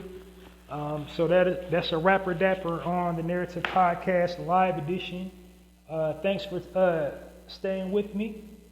Enjoy the rest of your Thursday evening. This is a live episode of the Narrative Podcast. I'm broadcasting right now. This platform that I'm on is broadcasting right now to YouTube and X, formerly Twitter. So if you ever want to, stay current with live episodes of the Narrative Podcast, subscribe to my YouTube channel, Halsey Allen on YouTube. Hit the subscription, notification bell. Follow me on Twitter. I'm Halsey Allen on Twitter. I don't know if they got like notifications for Twitter, but every time I'm broadcasting live, it broadcasts directly to Twitter and YouTube. So follow me on those two mediums, and you'll never miss me when I'm doing a live episode of the Narrative Podcast. Like I said, my lives are random, but it's usually during the weekday. So I never know what day I'm going to broadcast, but if you follow me on YouTube or Twitter, you'll never miss a live episode of the Narrative Podcast. So just check me out all through the week, wherever you get your podcast from, and you'll never miss me when I'm live. But for my full episodes are every single weekend. I record every single weekend. Full episodes of the Narrative Podcast, and my format for that is slightly different than this evening. I got about, I would say, 6 or 7 sections for my full broadcast. Each section is timed, and I have speaking points for each section. So it's a treat to listen to. Do yourself the hugest favor. Tune in this weekend for a full episode of the Narrative Podcast. Remember to download this episode or previously recorded episodes of the Narrative Podcast hosted by me, Halsey Allen. You can like them and share them too, but what does it for me is the download. So download this episode and all previously recorded episodes of the Narrative Podcast hosted by me, Halsey Allen. What else? I've written a book of poetry titled The Black Card. Currently, it's only available on one medium, and that's poetizer.com. Poetizer.com has a bookstore, a virtual online bookstore. You can go check that out on poetizer.com. Their virtual online bookstore. Check for my book of poetry. It's called The Black Card. The Black Card is an all-comprehensive read, or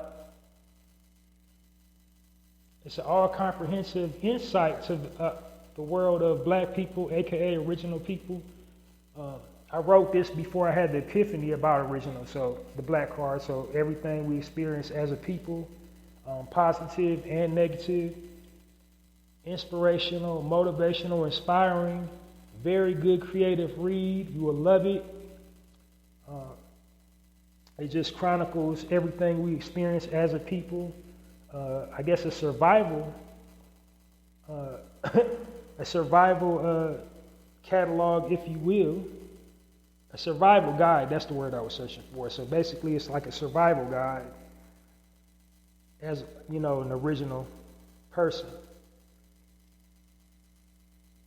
So you check that out. It's titled The Black Card on poetizer.com. They're a virtual bookstore. Go get that. Once again, it's The Black Card. Go get your copy of The Black Card today, or get your Black Card revoked. Like I said, it'll make a great coffee table read, good travel book, good just chill out book. Go get it. I also write poetry. I got a personal poetry blog called hallziespoetrycorner. It's available on blogger.com. The address to that is www.mrhallziesblogs.com. And the way you support that is to either share the link or a poem featured on Hallzies Poetry Corner on all platforms. So whatever platform that you're affluent on, share the link or a poem featured on Hallzies Poetry Corner. So like on Facebook, Twitter formerly known as X, Twitch, whatever you like to do online, whatever you like to post. If you can post up online, post, the link to my poetry corner, which is www.mrhallziesblog.com, or a poem from my personal poetry blog. Now, my personal poetry blog is just my innermost feelings. It's completely spontaneous. I don't have, a format in which I write. It's just basically off the top of my head. Whatever I'm feeling in that moment, I don't, think about the title, think about the subject matter. It's just organic, kinetic poetry. In the moment, inspiring, super creative. So if you like poetry or looking to, indulge in some, looking to take up an interest in poetry, you would definitely want to check that out. And remember, share the link or a poem featured on the blog on all social media platforms. Now for the visual ones like YouTube and Snapchat and TikTok and all that, you probably actually want to shout out a poem you like or the link, because or unless you got one of them programs, you type it at the bottom of the screen. Other than that though, that's all I really got going on right at this moment. I'm working on all kinds of projects, but that's what I got out right now. I keep you updated on my updates when I update. But this episode of the Narrator Podcast is officially a wrap. Thanks for listening. Enjoy your week, or enjoy your evening. Join me this weekend for a full episode of the Narrator Podcast, and please download this episode, all previously recorded episodes of the Narrator Podcast. I'm Halsey Allen. I'm changing the narrative one episode at a time. I'm asking you to join my cause by becoming a narrator, and while I'm changing the narrative one episode at a time, take up the cause and change the narrative on social media, one social media post at a time. Until next time, Halsey Allen and the Narrator Podcast, signing off, and it's like that.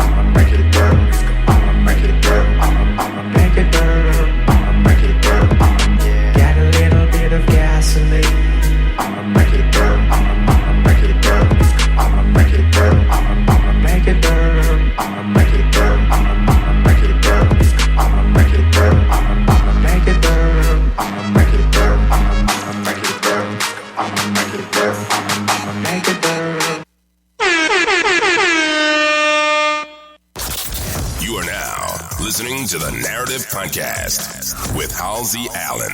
The Narrative Podcast is changing the narrative one episode at a time.